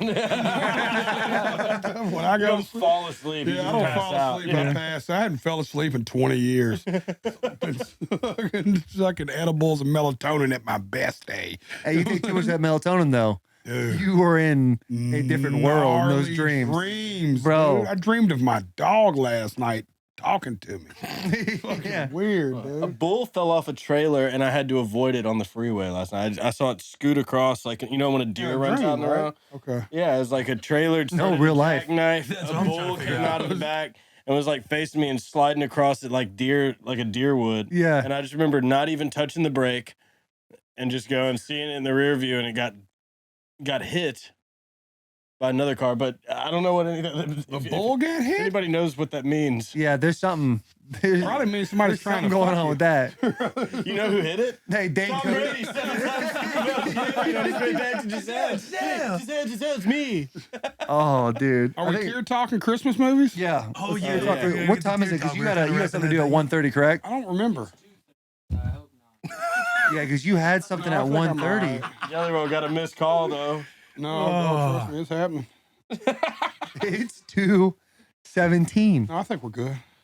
All right. Tier talk is, I'll explain to Ernest because I don't want him to go through. He went through on Shoutout for Shoutout. There are 3 tiers. Obviously, tier 1's your favorite. Tier 2 is your second favorite. Tier 3 is your third favorite. There is room for an honorable mention in this situation. Okay. So the tier talk is going to be Christmas movies. I want to say this, dude. I, unlike Ernest, I'm actually a fan of the podcast. And I am absolutely disgusted that I finally get to be a part of Tier Yeah. Talk, and it's fucking Christmas movies. Oh, what do you Y'all want to had do? The best Tier Talks ever. Yeah, I mean, I like everybody else. I'd have an opinion. You on want to this do one. No, I do. It's Christmas. We How should do about Christmas movies. It is important to do the Christmas. We got to do. Unless What you if have we? another. Unless you What have if we another do Christmas two? Let's do tier something talk. towards music, like our top 3 albums. I'll do Christmas music. I'll do Christmas music for sure. I'll do We did Christmas music last week. I mean Christmas movies. I'm Yeah, sorry. Christmas movie. Fucking high. I can start this off. I'm just a big fan of You guys are Tier fucking Talk. hot. This last segment is brought to us by Roback. Use code BOYS on Roback.com for 20% off your first purchase. That's RHOBACK.com, code BOYS. They work with the best college athletes from Will Anderson to the boy Michael Merritt to Bijan Robinson to the boys on the bus. They also just dropped the new performance joggers. And trust the boys, you're going to want to use the code BOYS for 20% off. Ern, kick us off with your top 3 Christmas movies. I hope that's not foreshadowing. Your first 3 or 3. My favorite Christmas movie would have to be Whoa. Tier 1 Christmas You movie. need to go to your from the bottom to the top. Okay. Tier 3 Christmas movie would be Tim Allen's The Santa Claus. Tier 2 would be, I can't do a tie for 2. I just got to stick to 1, right? Unless you want to move Santa Claus down to honorable mention and throw it in the tier 3. Okay. Santa Claus honorable mention. Tier 3 would be the original Rudolph, the red, like the clay motion. claymation one, so it's like- the aesthetic of that is classic. When it's on and it smells like peppermints and Christmas trees, I just don't know. And then tier 2 would be Elf. And then tier 1 would be The Christmas Story. Hmm. You got to watch The Christmas Story every Christmas. That is a good one. Thank you guys for having me. Now, Ernest, we will go around the room and give one word to describe how we feel about your list. And we're going to start. Oh, You guys have a mic? damn. I always love when they, you know, Yeah. it's nice when you Yeah. get their input. What would your guys, going. Garrett, what would your one word be? Mid. Average. Ooh. Blossy, what's yours? Classic. Classics. Thanks, Jack, Bob. what's yours? Classic. Thanks, Classic. fellas. Thank Kelly, you. what's your one word to describe it? What were they again? Oh, Rudolph and something else. Tim Allen's Santa Claus, Rudolph, Elf, and The Christmas Story. Good. Strong. Oh. Thanks, Will. Ern's learning how it can get, you get some personal shit going on here. Yeah, I saw how he reacted to that. Real strong. Oh, Oh, he got Two two words. Hyphenated. Ah. okay. All right, I'll take it. I'll All right, Jelly. take that. I have a different word. You ready? I didn't know how I felt about him. Taylor didn't like them. Taylor No, I you did were like them. judging Since No. the moment I started talking. No. There's no doubt. I felt like that's not a list of 7-7. I don't know if there's. any No. other That is a good list because I do like the original Rudolph the Red-Nosed Reindeer. Thank you. Tim Allen Santa Claus is really good as well. I wouldn't make my tier list. Okay. But more my fault than anything else is I don't think I've really seen A Christmas Story. Whoa! I know. So it's really not. It was my word was gonna be classics. That was gonna be my word. But I hate that I had That's to open crazy. up. I I just hate. played all day long on TNT, man. Yeah. I'm gonna play all day long. My for mom the was next like, it's got to fucking be playing all the time. You have to Us watch too. that, All right, Taylor. I fucked up. Yeah. Jelly, what you got, brother? Tier 3, we're gonna do the Gremlins.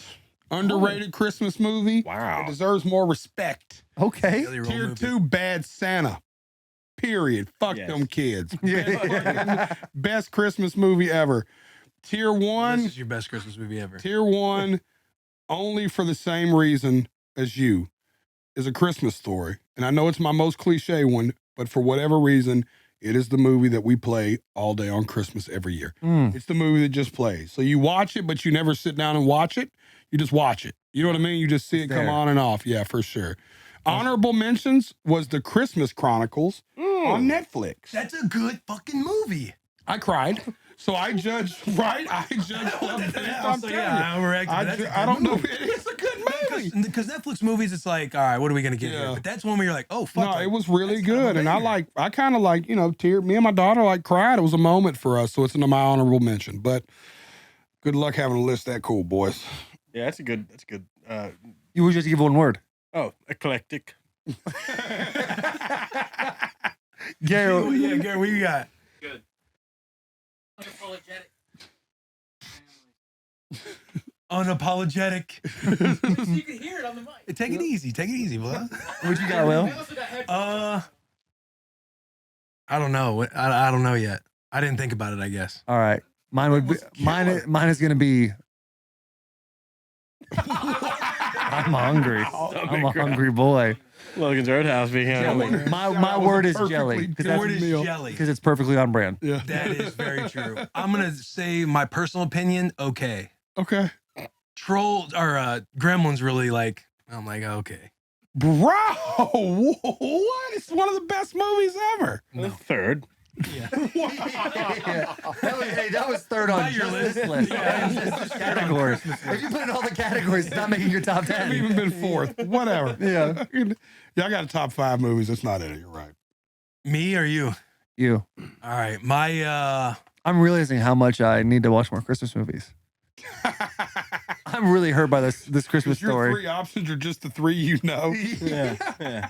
it's tough, man. I'm gonna say my honorable mention. Like I could sit here and rattle off so many honorable mentions, like movies that you guys have said. But my honorable mention's gonna go to Rudolph. Like shout out Rudolph. Like Great. I wanted so badly when I was a kid to like leave my backyard or leave like the area or town and like go out and meet the freaking Frosty the Snowman just sitting out scooting around somewhere. You know what I mean? Yeah. But shout out Rudolph. My tier 3 is gonna be A Christmas Story. All time.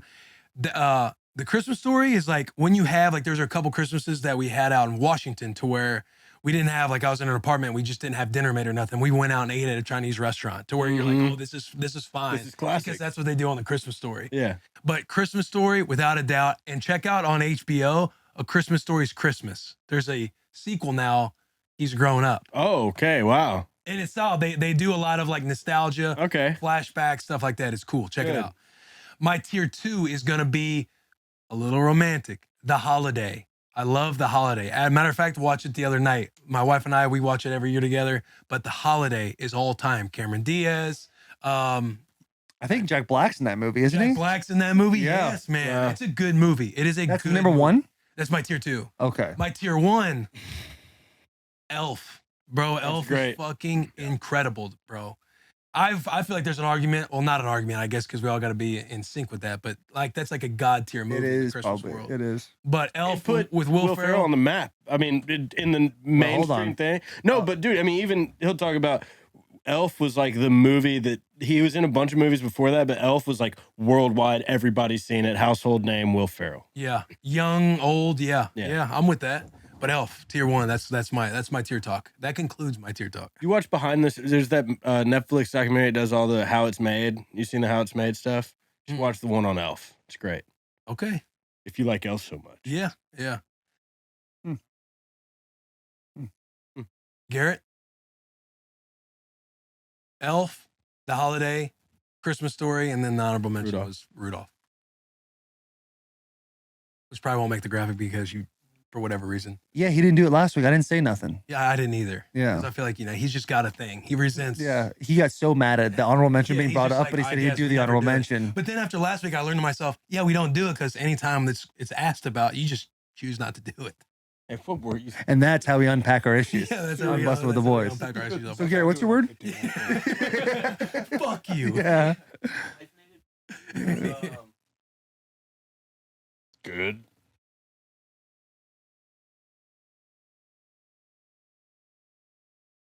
Floss. Bamboozled?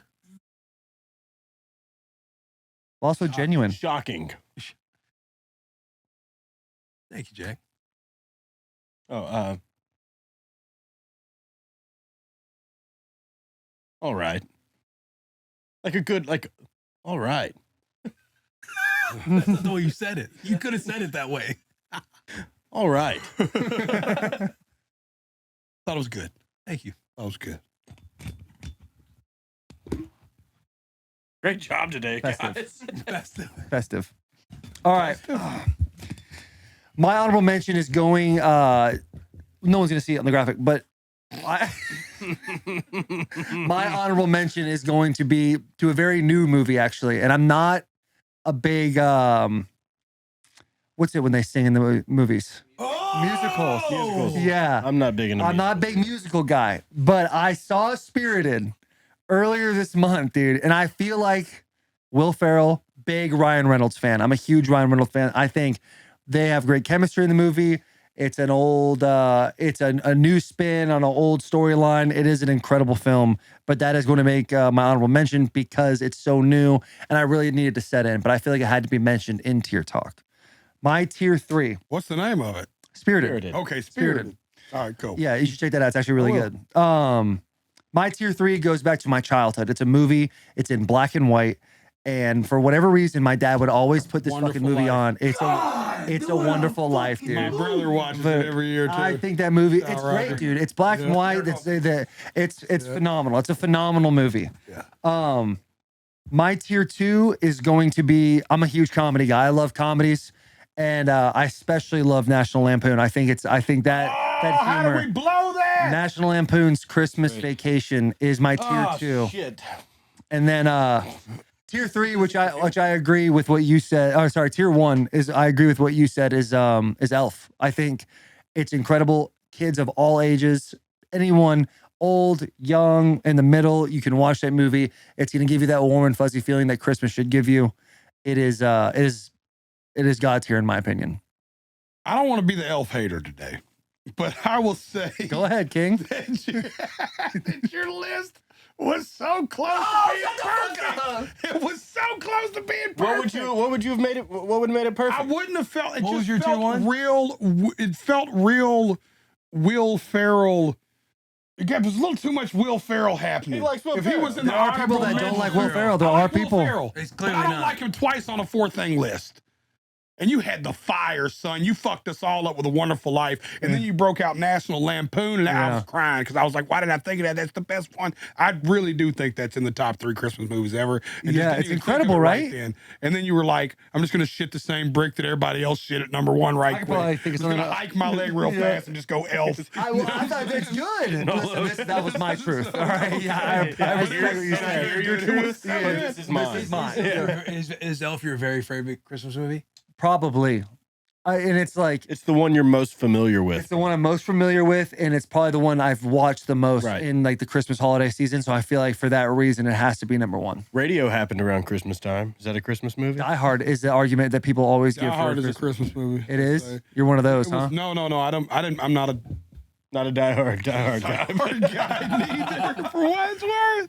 But I'm more of a Will Ferrell guy than a Die Hard You guy. don't care to get into that argument. You're just saying, in your opinion, Die Hard's a Christmas movie. No, I said I agreed that people say it's a Christmas movie. I don't have an opinion of it. You don't have an opinion on Die Hard. People What say is your no. opinion I haven't watched it. Oh, There you go. Not that I don't remember. I'm sure I watched it, but I don't. Nothing about it like stood didn't out. catch you like that.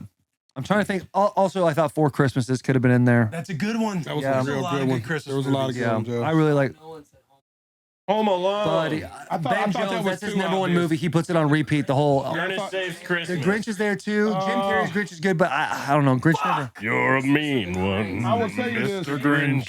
Office, what is it? Yeah, the episode. Oh, that was so no. Where they all got Office fucked Party. up at Yeah, the it's Christmas like a- party. God, they did drugs. Yeah. Why didn't I think of that one neither? This is all the what's your good word? stuff we're on. All of you. Okay. The top two are Yeah. Yeah. Christmas Vacation, hmm Eagle. I don't know how to take that one. I just love that you can kind of barely see him, and he's just back there smiling after he says his word.